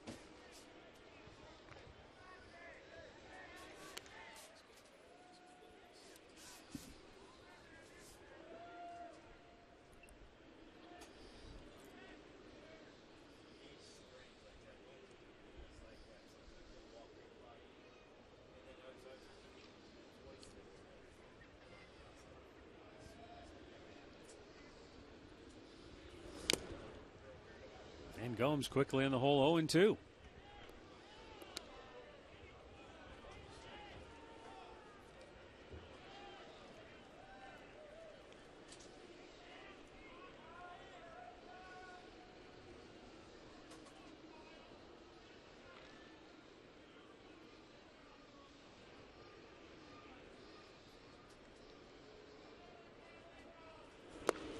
He lays off a ball and 2 strikes. Well, he was going to try to get him to chase it. No need to throw him a strike. He's been able to get him to chase outside the zone, especially when he's been in front of him. Gomes on the year in his 350 at-bats has walked 13 times. He's a guy that, he gets to 2 strikes and he doesn't want to walk. He won't take a walk.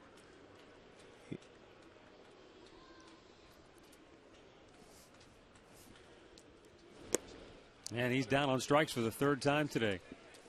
2 down. That's 8 strikeouts now for Gibson. Another breaking ball going down in a way. Might have been a changeup. I take that back. That might have been a changeup. You see the rotation coming the other way. That was in the dirt. Instead of the slider, he went with the changeup, but he still chased one in the dirt. So 2 outs here. Gibson 1 strikeout shy of his season high. Almonte cuts and misses.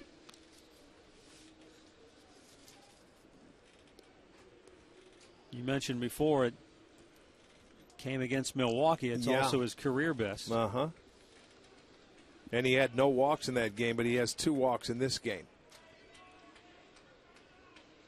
And Almonte was one of them.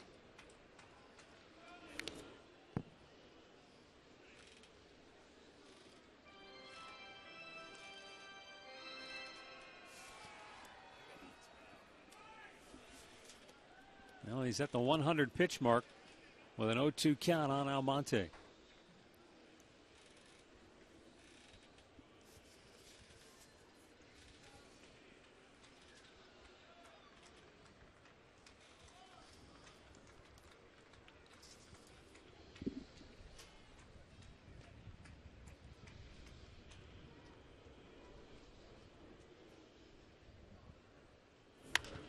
Out of play.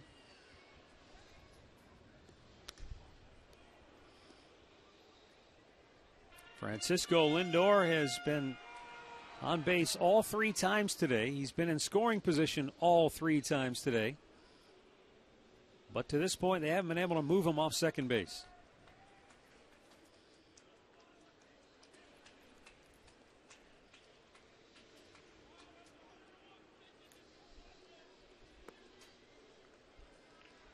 One and two.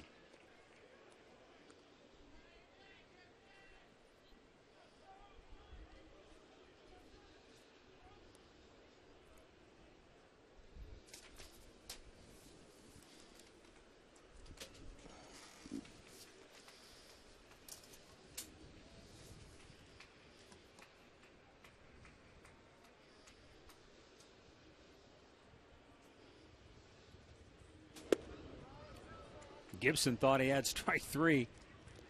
He'll have to try again. Well, he tried to go inside on Almonte. He was looking away. That ball is just a little bit inside off the plate. Good pitch, though.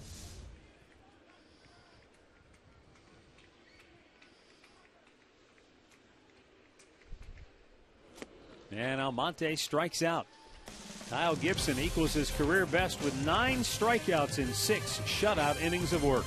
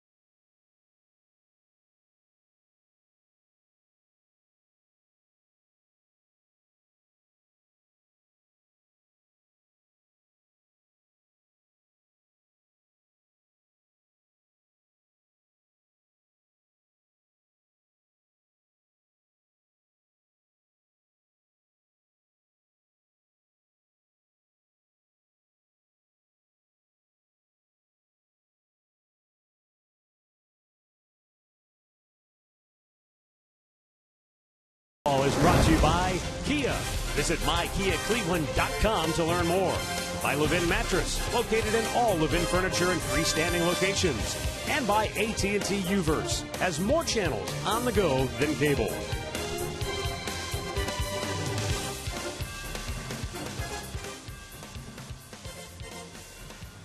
Five 0 Minnesota as we move to the 7th inning. Bottom third of the Twins order coming up here. Eduardo Nunez leading it off. He walked his last time up, takes a strike over the outside corner.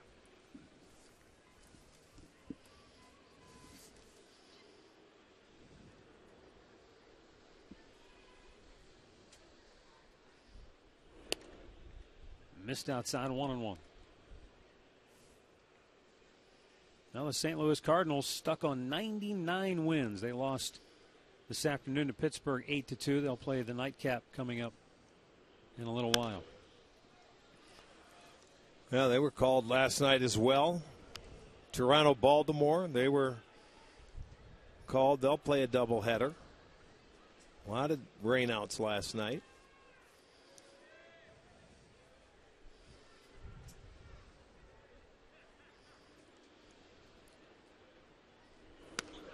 That was up and in, got away from him, and Nunez went down to the deck in a hurry. Yeah, it looked like he might have been cheating, looking out over the plate, and got buzzed. A lot of times that hitter looking with 2 strikes to look away.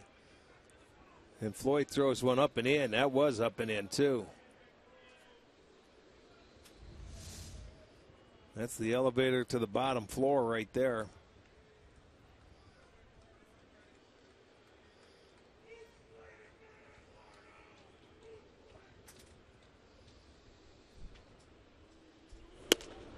Tried to paint the outside corner and missed. Full count.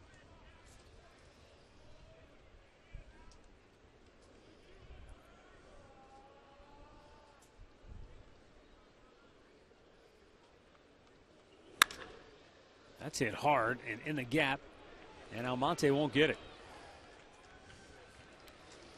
Nunez into second with a leadoff double, snapping a string of 6 in a row set down by Gavin Floyd. Nunez did a really nice job after that pitch knocked him down. It looked like a cutter away that he left up out over the plate. Nunez hits it into left center. See, he kept his hands back and just barrel head of the bat got out there and found some grass. So Nunez gets his 14th double, the leadoff double now. That's the first hit since Torrey Hunter's double, driving in all 3 runs back in the 4th.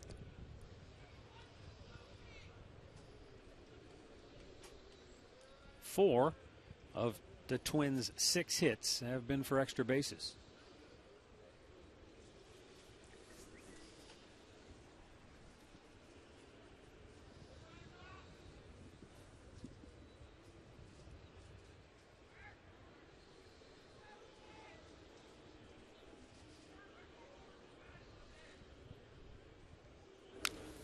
Wow, right back.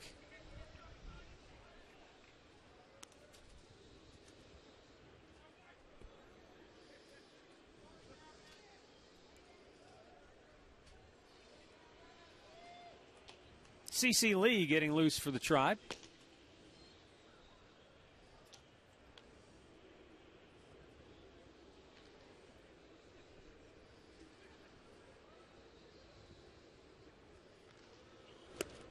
And Suzuki chases one up high. It's 0-2.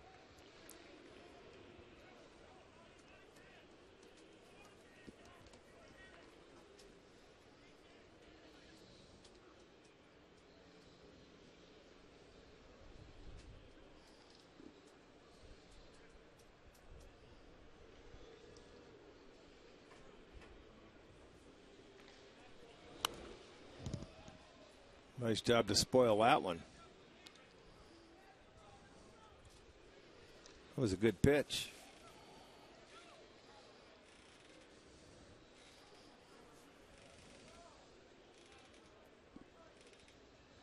Suzuki's last time up, he lined one to left. He hit it hard, but Mike Aviles was able to get back and catch it. He kind of had a similar reaction that Dozier had in the 5th. That was the first pitch that Ryan Webb threw. There's another pitch away that he just able to foul off. If he can reach those pitches that he's fouling off, you may want to try and go inside again. Get him back off the plate because he's fouled off 2 very good pitches. You can just watch this. The reaction. Look how he has to reach. Yeah. You know, and he just fouled it off right off the end of the bat. But stays alive. He's still down on the count 0-2. They want it upstairs. No.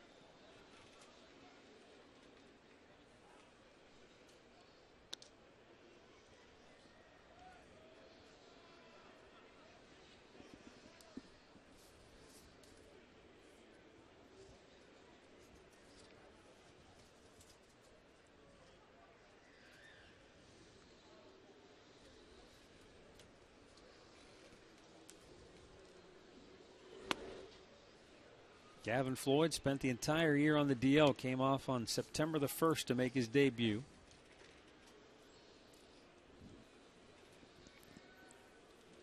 Through 2 2/3 shutout innings against these Twins a week ago.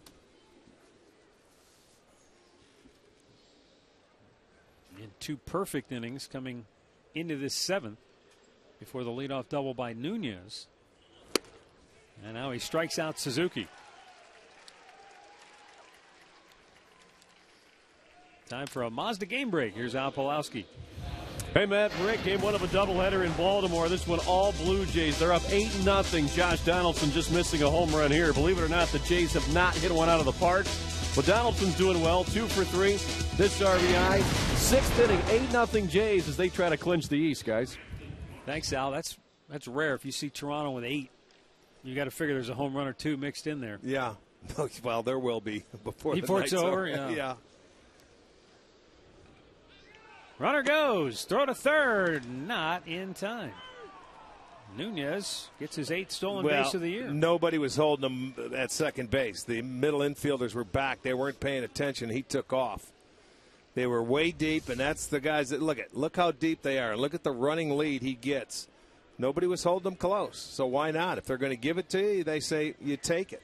With 1 out now, they have to bring the infield in. So that, to me, is a heads-up play by Nunez to get himself in scoring position. He's not a big base stealer. That's only his 8th. But they gave him that one. And Buxton 0 for 2. We'll try to get him home from third as Gavin Floyd misses outside to even the count 1-1. 20 out of 33 pitches by Floyd have been strikes.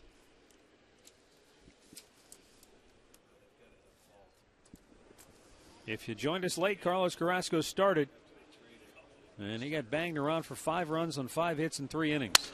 Broken bat single in the right makes it 6-0 Minnesota. That's what that stolen base did. It made the infield come in, and it made it a different situation. Buxton gets the base hit. They make it a 6-0 ball game.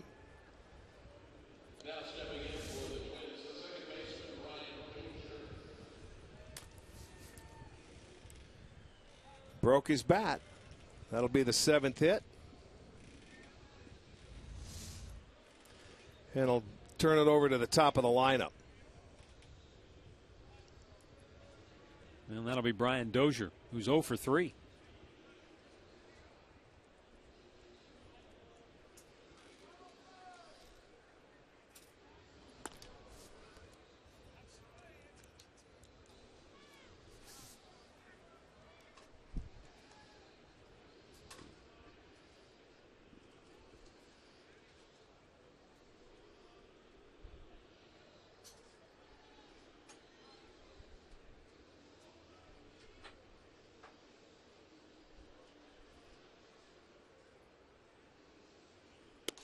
Missed outside. 1-0.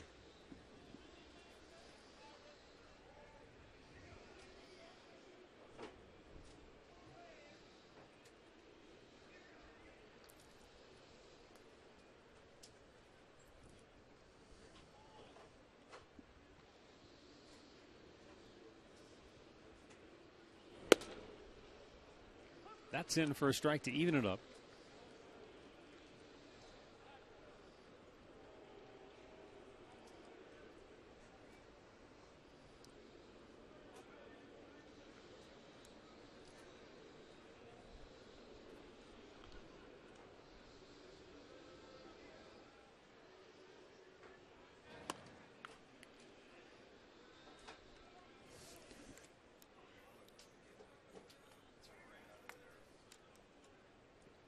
Byron Buxton looks like a guy who could take about 4 steps and get to second base. Got those long strides.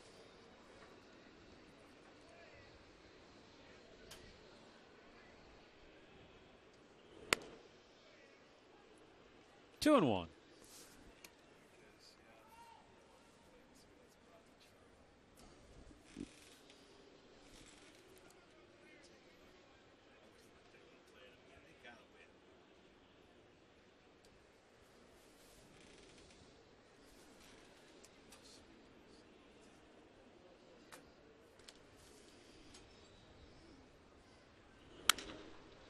To left. Aviles makes the grab, 2 down.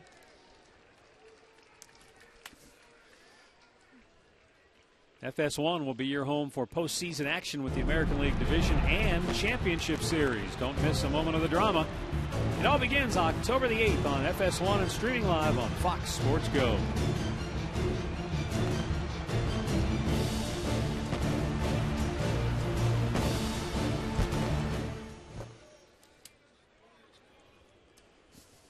Joe Mauer homered in the first, doubled in the fourth, rounded out his last time up.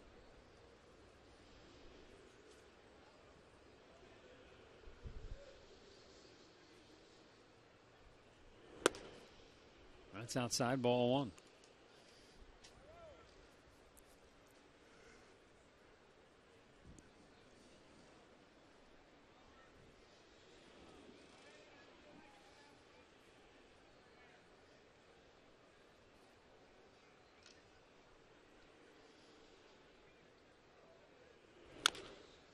Pulls it foul.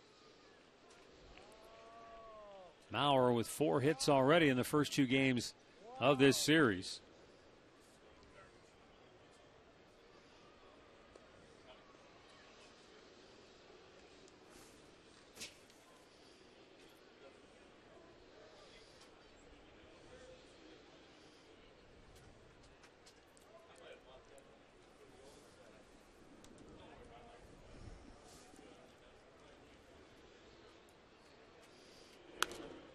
Back out of play.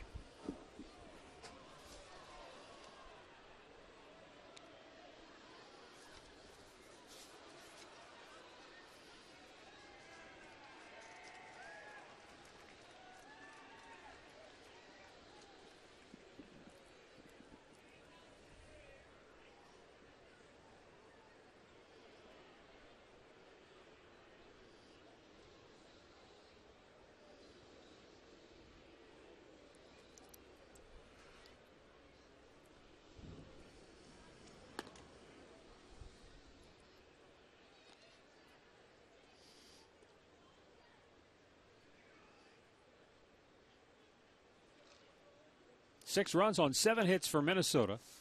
No runs, 4 hits for the Indians. Tribe has left 6 on base. The Twins so far have left, it says on the board 1, but I thought they left 2 back in the 4th. Is that the Indians? Are you Twins? Twins. Oh no, double play. That's right. Yeah. Yeah. So they've only left 1 man on base so far tonight. Well, taking advantage of it.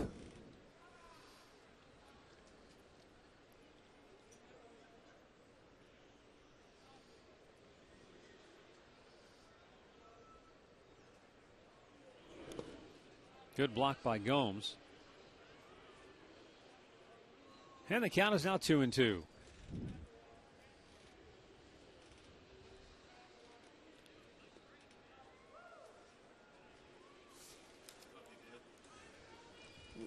Jay's just hit a homer. Encarnacion. Well, it didn't take long. Well, they heard you say, boy, with 8, they would normally hit one.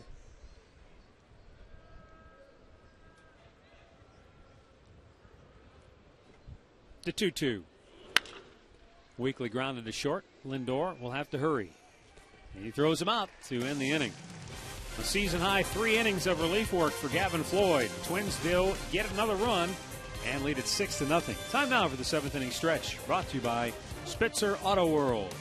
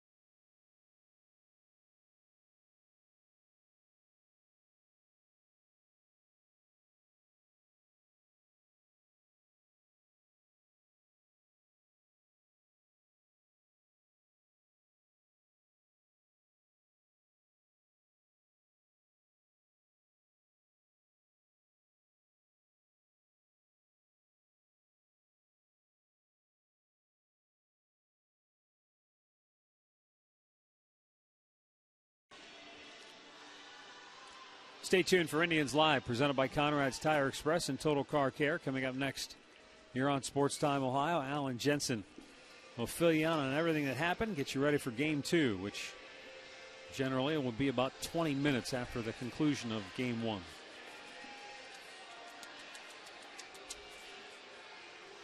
Blaine Boyer, 67th appearance this year. He came on and faced just one batter in the series opener, got a ground out.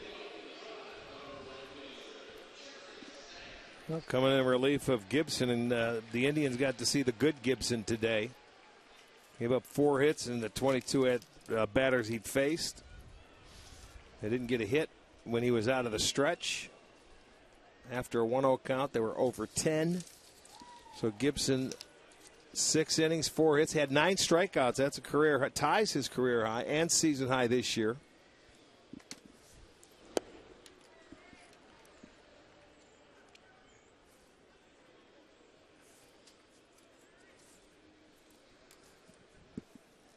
Minnesota bullpen on Monday night, 3 1/3 innings, just 2 hits. They had 3 strikeouts. Out of their 42 pitches thrown, 35 were strikes. And remember, the last 27 pitches they threw, they had 26 strikes.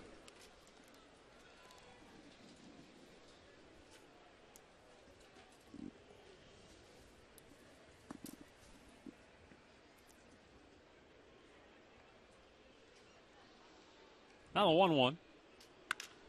Grounded up the middle and through. Indians get their leadoff man aboard here in the 7th.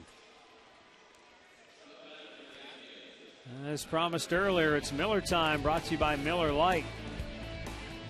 Earlier this year in Anaheim, in a game that Carlos Carrasco started, it was a scoreless game until Giovanni Urshela homered in the 12th inning.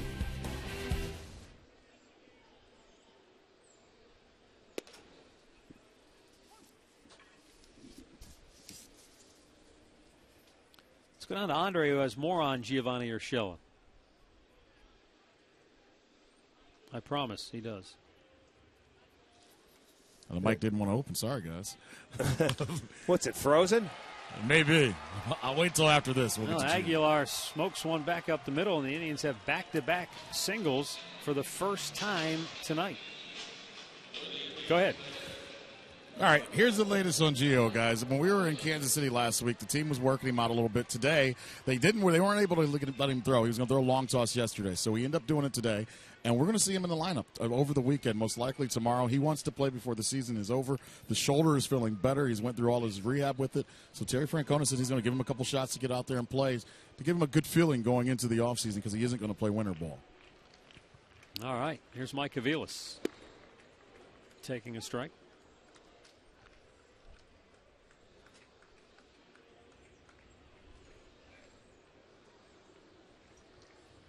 Be nice to see what Urshela could do if he is able to have a good, productive offseason, come to camp healthy. It seems like he battled injuries all season long. Yeah, it did seem like that. You're right.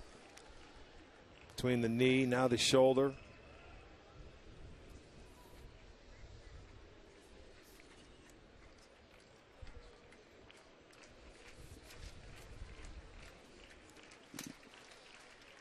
The 1-1 to Aviles.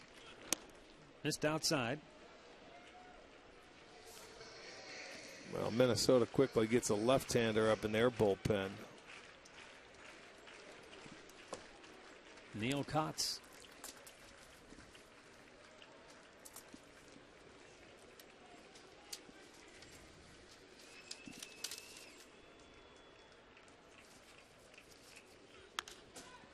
Sky-high pop on the infield. Infield fly rule. 1 down.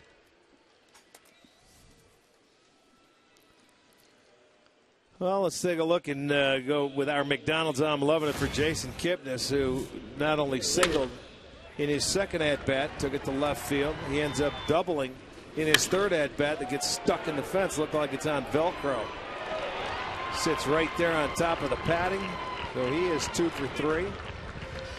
That's the only extra base hit the Tribe has today. Jason now with a 7-game hitting streak. He's 10 for 28.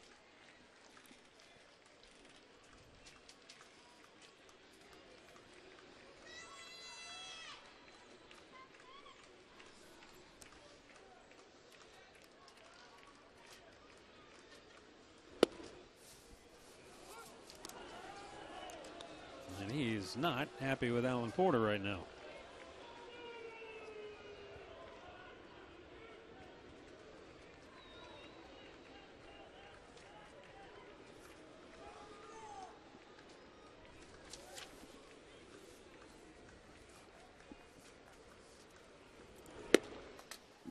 One ball, one strike.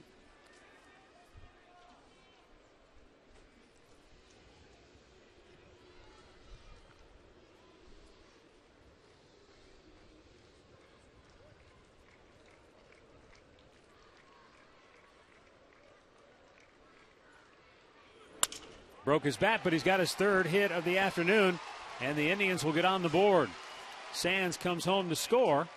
It's a 6-1 ball game. And Jason Kipnis is 3 for 4.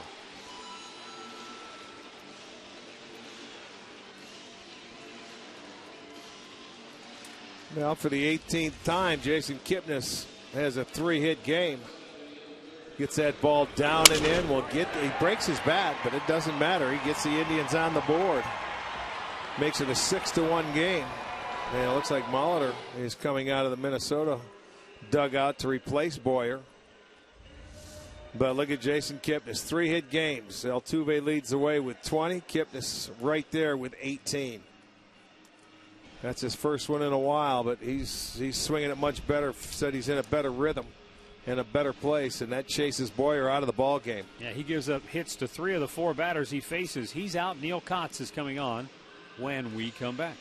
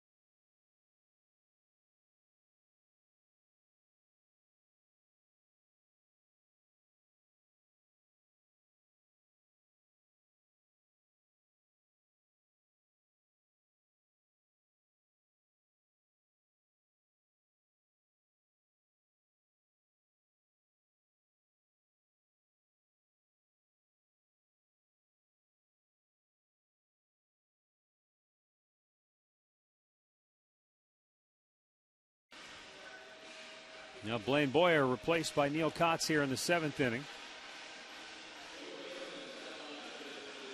Yeah, he's sort of pacing around that dugout. He only got 1 out of the 4 batters he faced. 3 hits. The Indians able to get on the board. Kotz comes in. The Indians have back-to-back-to-back switch hitters. Ramirez, Lindor, Santana. Ramirez 0 for 3 has struck out twice.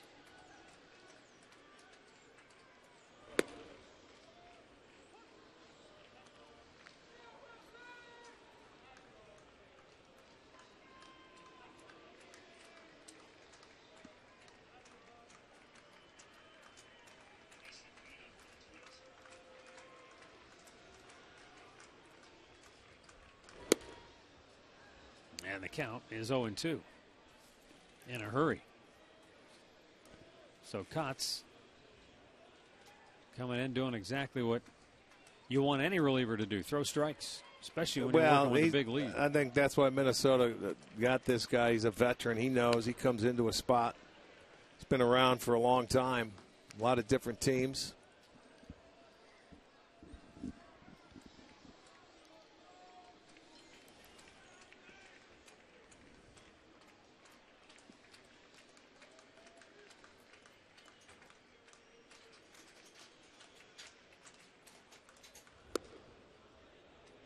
Well, that's a good take because he ended up swinging at that pitch for the second strike. Upstairs, the Indians, they get a base hit. They can make it interesting here.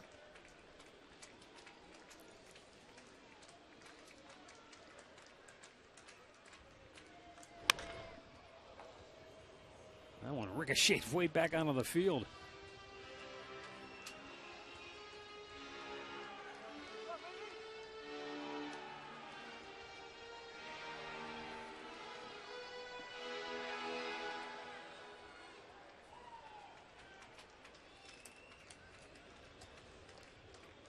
Jesus Aguilar at second. Jason Kipnis at first. And the 1-2 pitch on the way. It's outside, 2-2.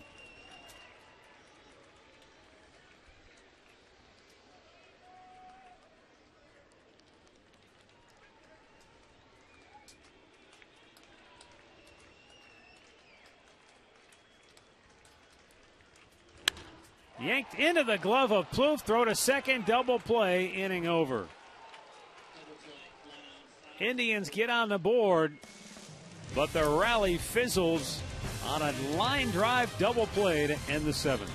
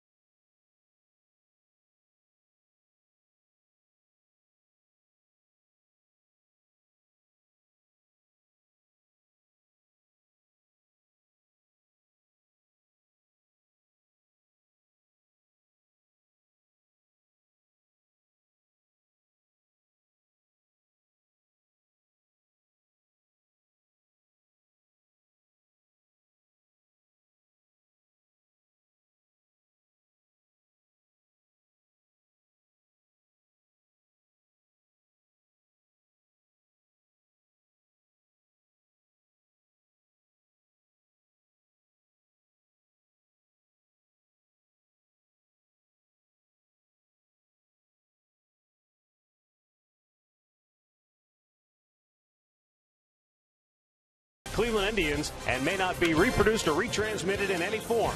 And the accounts and descriptions of this game may not be disseminated without the express written consent of the Cleveland Indians.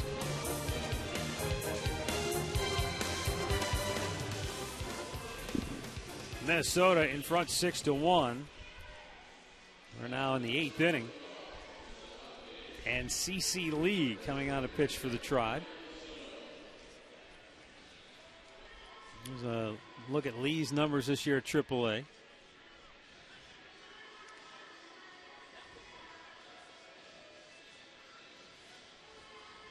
Spent a couple of days with the Indians earlier this summer. Yeah, spent more time last year.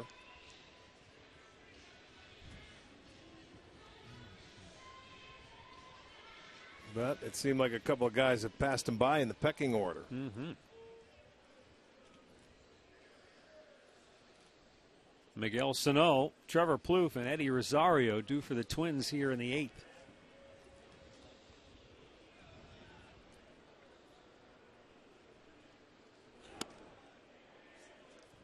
Ball one, it's up and in.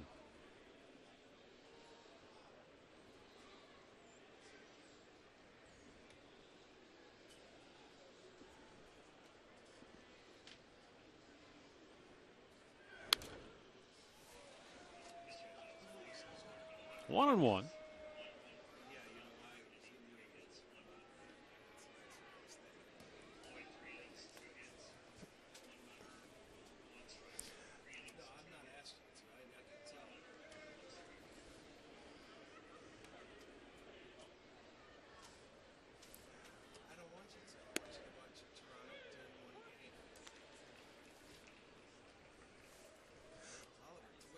One ball and 2 strikes.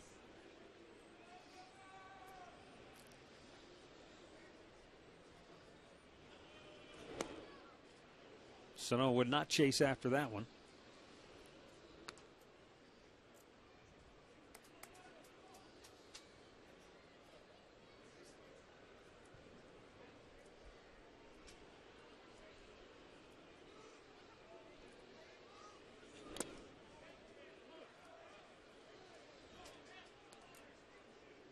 Now a full count.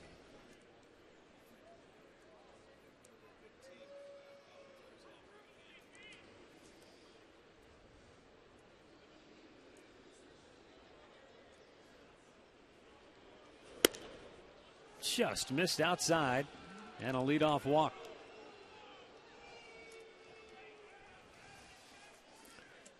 Down to Andre with more on CC Lee. Well, you guys are talking about CC Lee and maybe some guys passing him up in the organization. When you talk to Terry Francona, he still sees CC Lee as a guy that can be a relief pitcher here in the big leagues. He goes, he's got to become more consistent with his arm slot, more consistent with his slider, but there's no reason that they feel like he cannot be in a big league roster out of the bullpen sooner than later. They just want him to be more consistent. Well, I know Terry's always liked him. He's the one that got him to the big leagues to begin with because he felt he was very tough on right-handers, but like you say, consistency is what separates a lot of people from minor leagues and the major leagues. You can't. Here he comes into a game. It's a 6-1 game, and he walks the first hitter after he had him down in the count. That's just something you don't want to do. You're in there to throw strikes.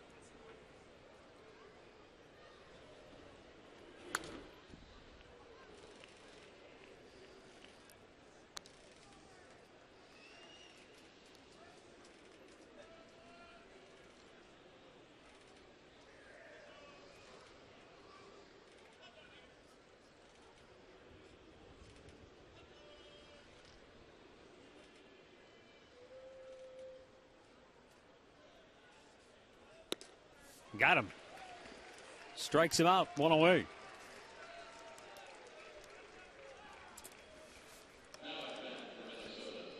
Gets him with a high fastball, elevates it, letter high. He gets Plouffe to swing, and he comes up empty. So now he's walked one and struck one out, and did it in quick fashion. This will be an interesting matchup here. Eddie Rosario is 0 for 2, walked and scored in the 4th.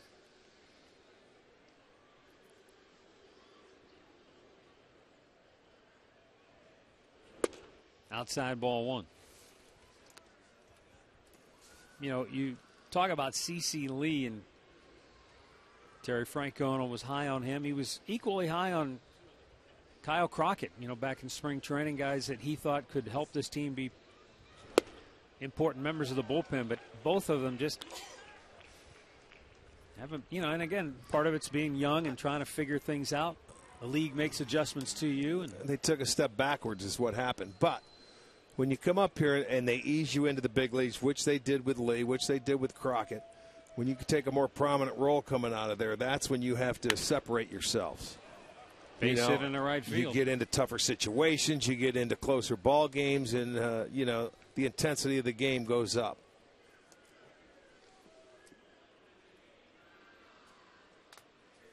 Well, right now it's our Pat O'Brien Chevrolet play of the game back in the 4th inning. It was still a ball game at this point. It was 2-0, and then with the bases loaded, Torrey Hunter unloaded him with a 3-run double. Yeah, that was the 5th straight player that reached in the inning. One more reached, and then that was it for Carrasco. They sent 6 men to the plate, and they didn't record an out, and Carrasco was done.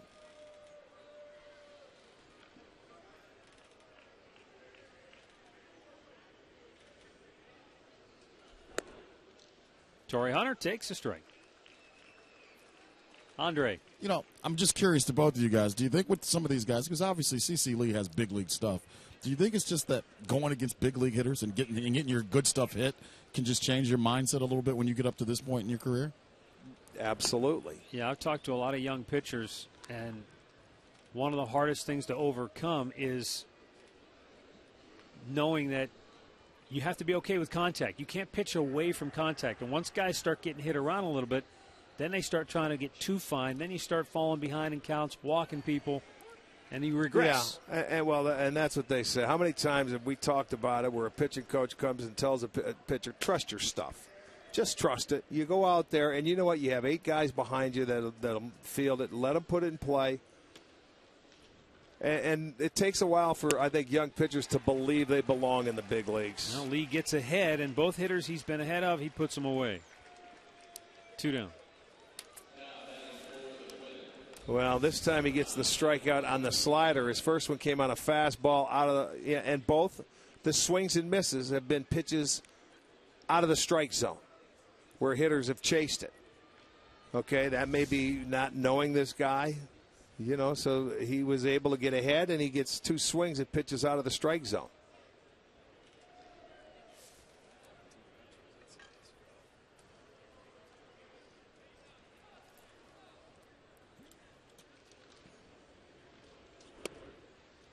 Low and away, ball 1 to Eduardo Nunez. Nunez created a run in the 7th when he doubled, then alertly stole 3rd. And that enabled him to score on a broken bat single with a drawn in infield.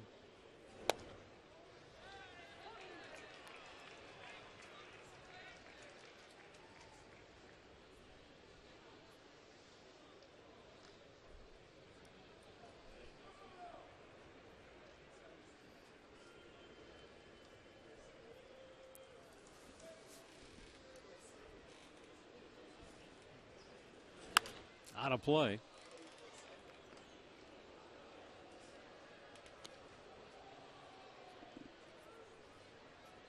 A 1 ball, 2 strike count.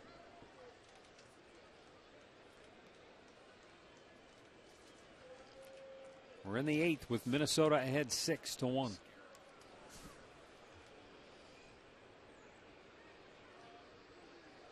CeCe Lee delivers, and Nunez went into a crouch hoping that was not going to be called a strike.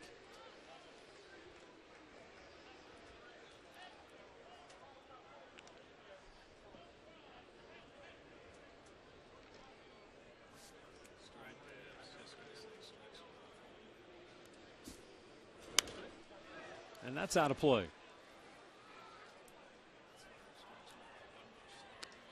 Two and 2 with 2 down and 2 aboard here in the 8th.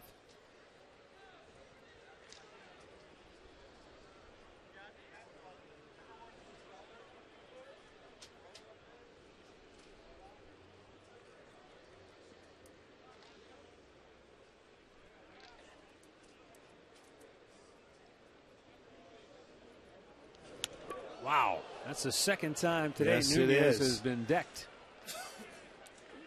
Floyd ran one back in there under his chin, and now Lee does.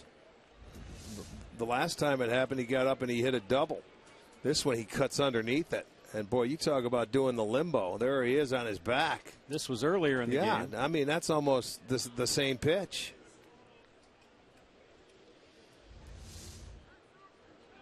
Now a full count.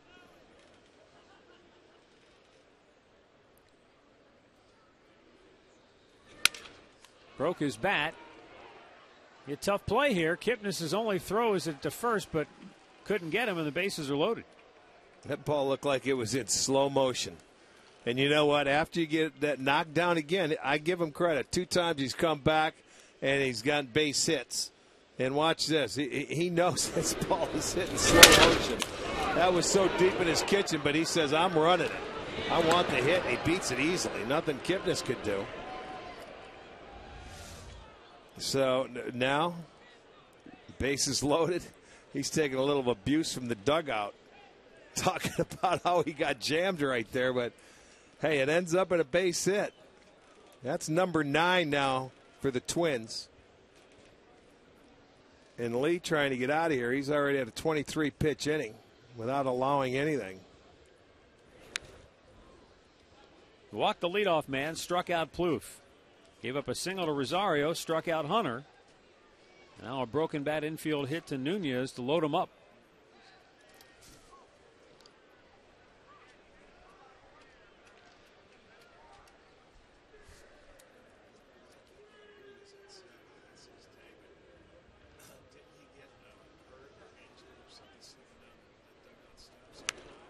Back out of play.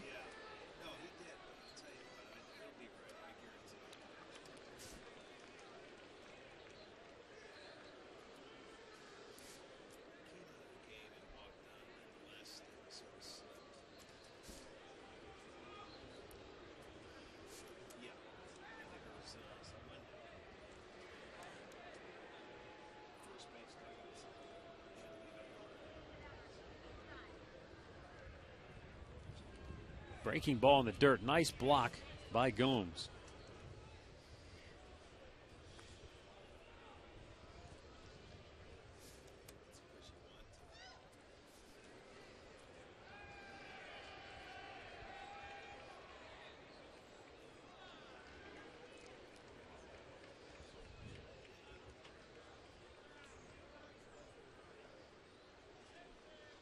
Bases loaded, 2 outs.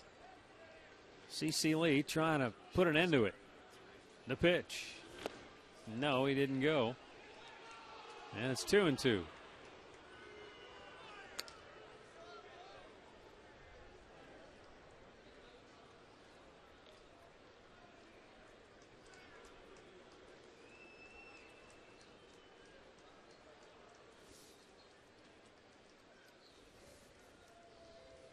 Miguel Sano, the big guy, is at third.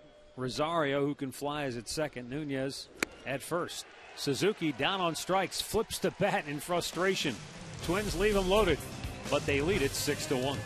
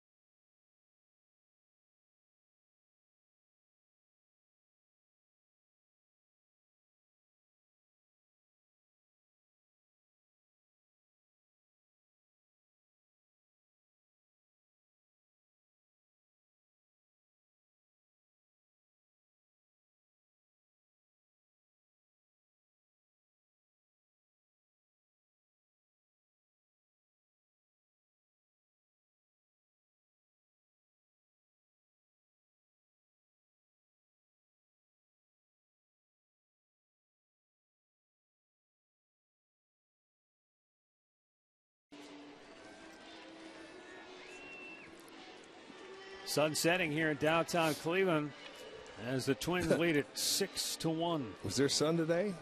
A little bit. The clouds are setting. A little bit. Yeah, you're right. It did come out briefly.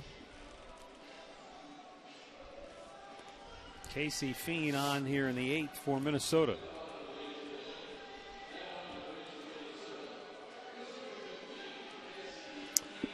Aaron Hicks goes to right.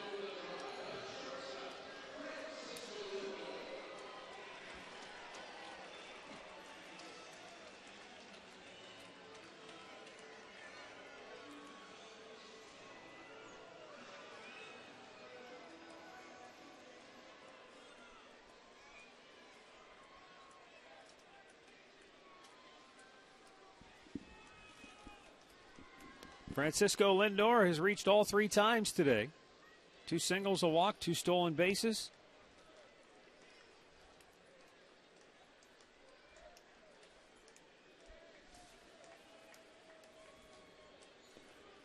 Bounced in front of the plate. 1-1.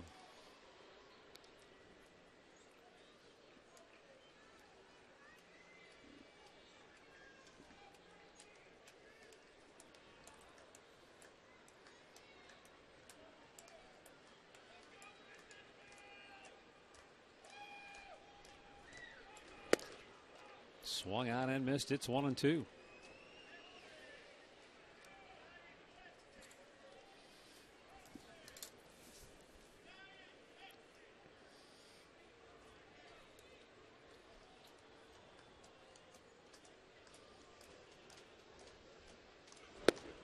Missed outside. 2 balls, 2 strikes.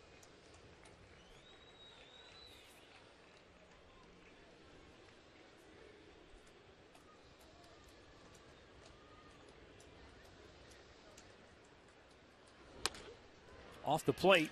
That's fair. It's a hit. That was smart. Fiend just let that ball bounce and kick foul. It had the spin on it because it looked like it went off the plate or at least right out in front of the plate. Bounced very high. If he tried to make a play, it would have been a base hit. But you can see it hits the grass, and there's the spin.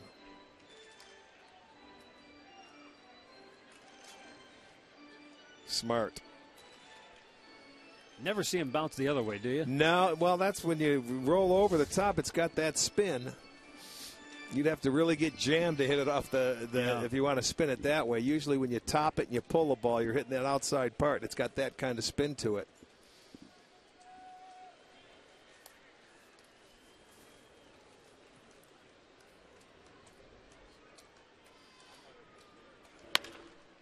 Right at the third baseman, Trevor Plouffe.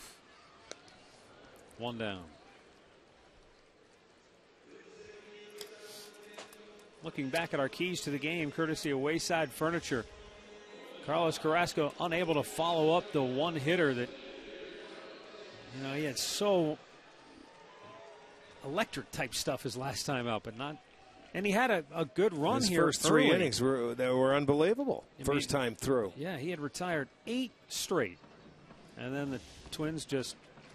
Well, he started making mistakes, and, and that's been the pattern for Carlos his last 7 starts. Or 6 starts. It's been a win, a loss, a win, a loss, a win, a loss.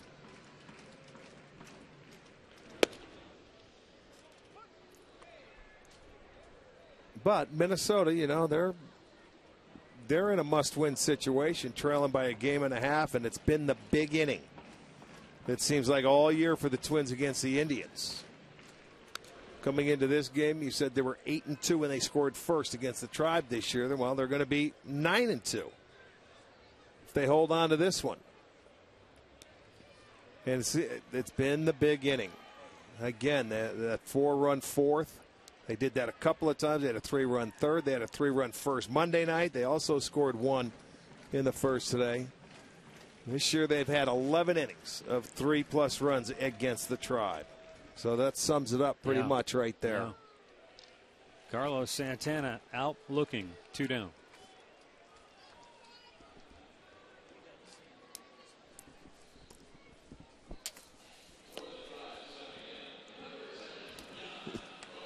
Tenth strikeout for Minnesota pitching. As you see Sean Armstrong getting ready to come in for Cleveland.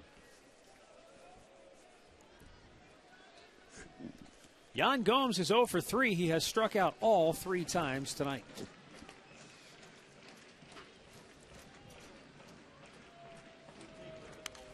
And a foul back. I say night because this game has morphed from day to night now. Yes, it certainly has. Well, it's a typical autumn evening. The wind has died down. That's the good thing. Still a little breeze in the ballpark.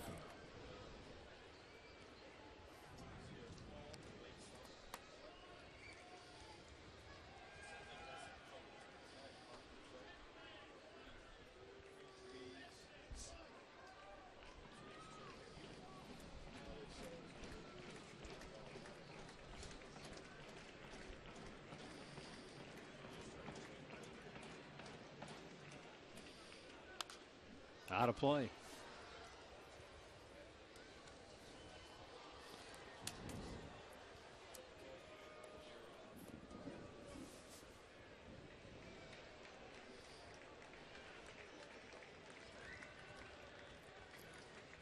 Toronto leading Baltimore 13-1 in the 9th inning.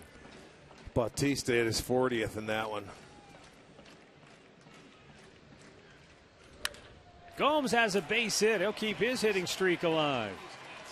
He drives one to right center field. And that's a hit in 8 straight now for Yan Gomes after a tough start to this ball game for him at the plate.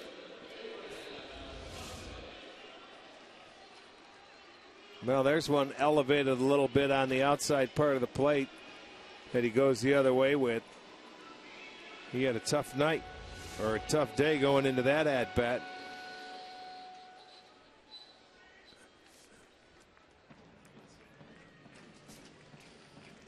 And now Abraham Almonte 0 for 2 with a walk and struck out twice and takes a called strike.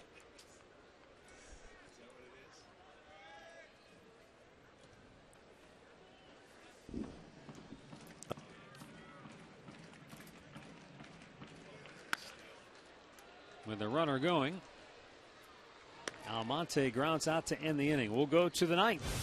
6-1 Minnesota.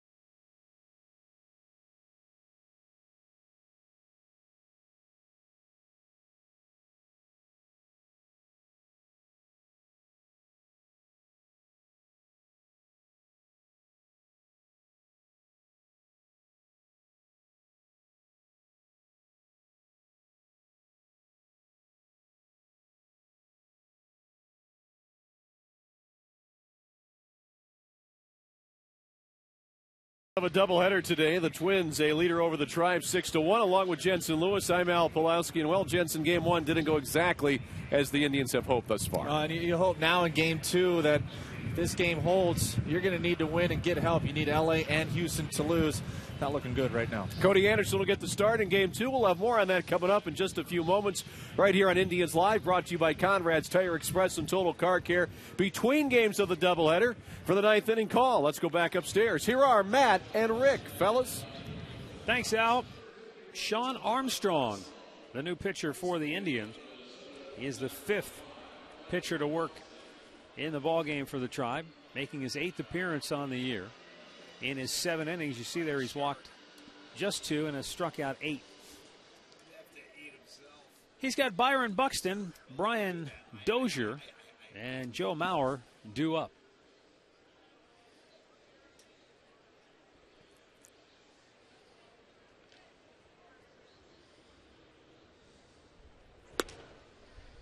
Missed inside for ball 1.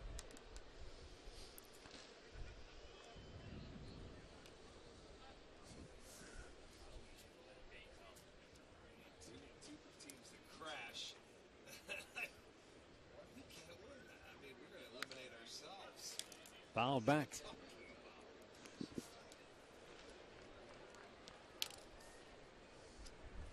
Buxton drove in the last run of this game with an RBI single in the 7th for Minnesota. That made it 6-0. The Indians got on the board in the bottom of the 7th inning. They make it 6-1.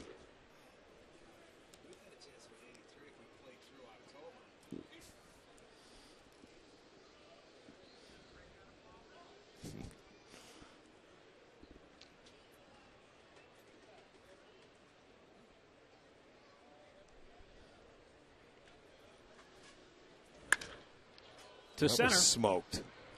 Long run for Almonte. He's looking up, and it's out of here. How about that? Byron Buxton showing some power into the win. Second Twins homer of the game that went to straightaway center field.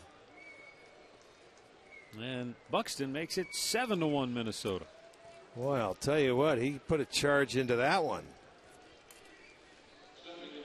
Only his second homer. Let's see what the pitch was. Ooh, that's a fastball out over the plate, right into his nitro zone. You can see Gomes put his head down, and look at the long strides. Almonte goes back, almost short hopped by that fan, but it goes back into play. It's a 7-1 game now. And now Brian Dozier takes a strike on the outside corner. The 2 home runs that the Twins have hit today, both solo homers. Mauer did it in the first. Buxton now in the 9th. You're talking about those long strides, man. He gets around the bases Did you see in no that? time. I mean to tell you.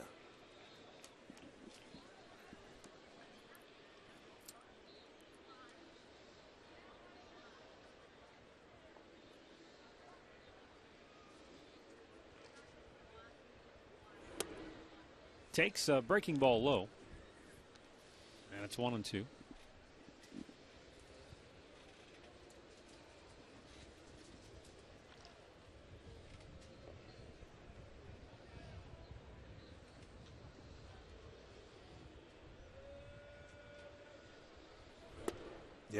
Yeah. Good pitch. Dozier's out looking. 1 away. Nice pitch away.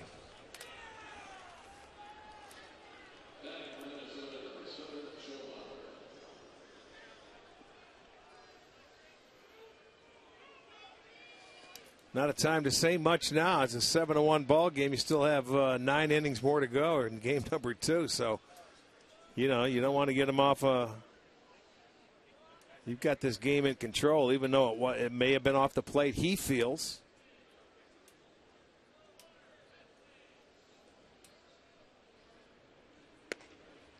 Joe Mauer takes a strike over the outside corner.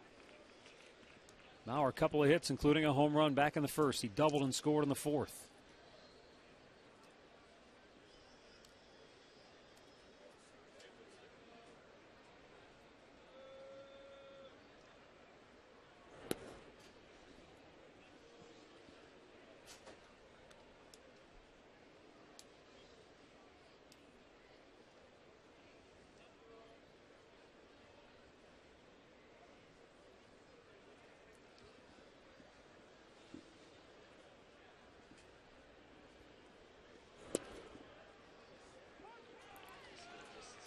Now Mauer's not on the same page with Alan Porter.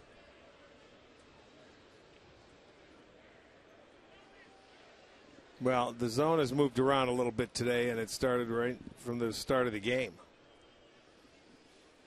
But you're in the 9th. What are you going to do now? You're not going to change it. You swing at it. Yeah. 2 down. Swing at it and get this one over and come back and play another one.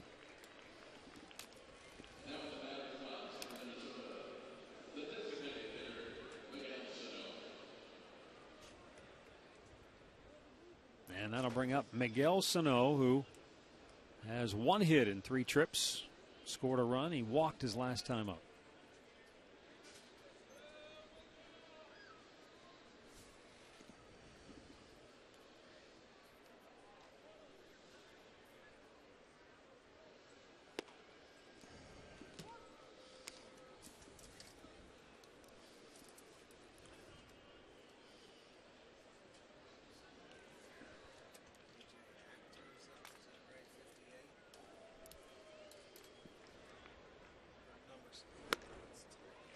Chases one letter high, and it's 0-2.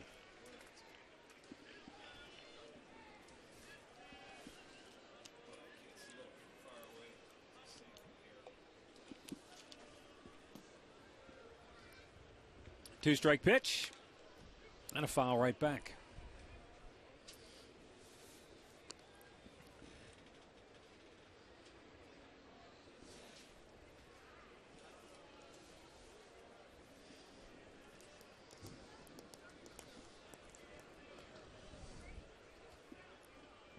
Armstrong ready with the 0-2.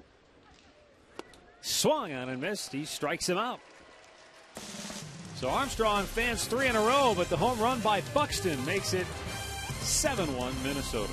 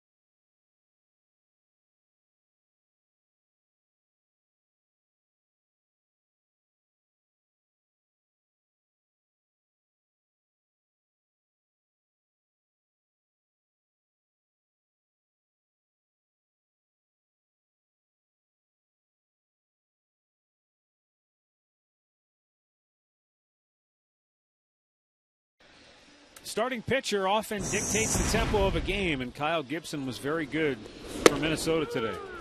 Well, he's been a good or bad pitcher all year long. He has a 1.34 ERA in his 10 wins, and it went along those same lines. He went out there today, 6 innings, 4 hits, did not allow a run, struck out a career high, tied a season high as well. 9 strikeouts, he walked 2, and he was on his game. They gave him 1 run early, then they had a big inning for him, and he just settled in and went 6 innings. Turn it over to the bullpen, so a very good afternoon for him. Michael Tonkin coming on to pitch tonight for Minnesota. He's the 5th pitcher of the game for the Twins.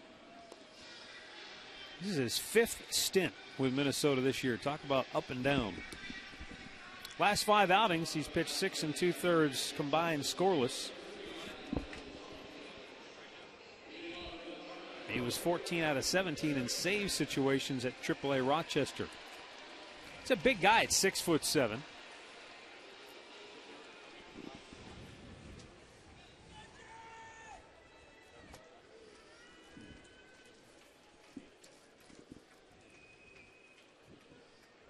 Jerry Sands to lead it off.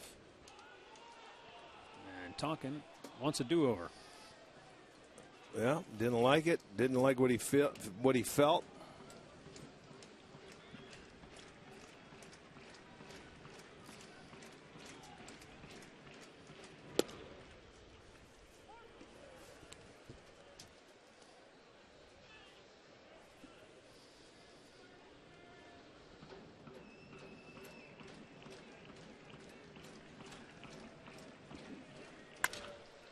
Right at the shortstop, Nunez. Talk about playing him perfect.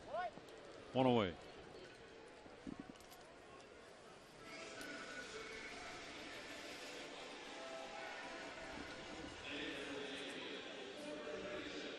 Michael Tonkin is a former 30th round pick 7 years ago.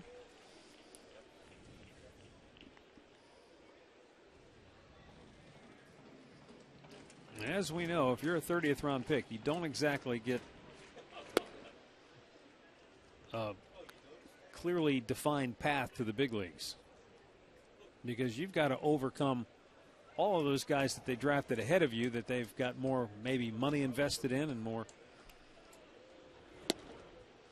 Yeah, you do. You got to work a lot harder. You're not going to get all the breaks.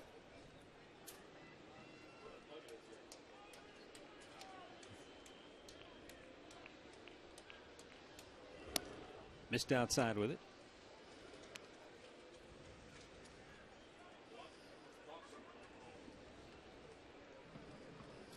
Jesus Aguilar singled his last time up. He's 1 for 3 on the night. Look out. That went in there. Got Andre in the head. Look at him. He's got the hat on, man. Oh, yeah. He's got his. Look at that. What do you got on your head, Andre? Beanie protection. Not that cold down there. To center. Buxton. 2 down.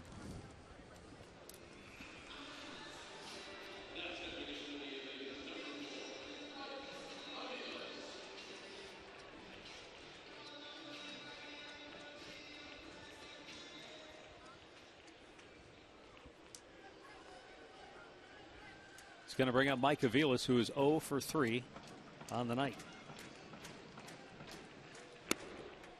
Bullseye, strike 1.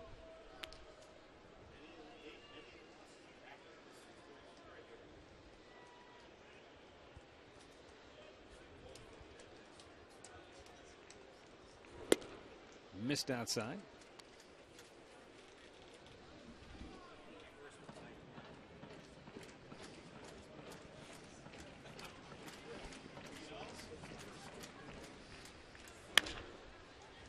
To short.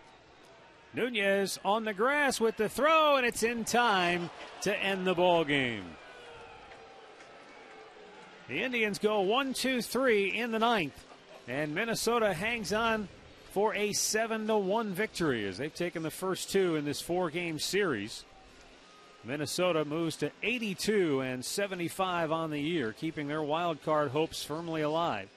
The Indians fall to 77 and 79 on the season. Kyle Gibson is the winner. He's 11 and 11.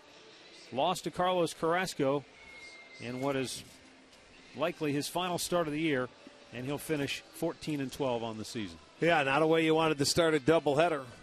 Minnesota's happy that the first one's over, but they're looking at the times now and got to come back in about a half an hour to start game 2. And for Minnesota, that's another must win for them. And, you know, the Tribe's going to now try and play spoiler here. So the final score is Minnesota 7, Cleveland 1. And we'll be back with game 2 in just about a half an hour from now. Stay tuned for Indians Live presented by Conrad's. It's coming up next.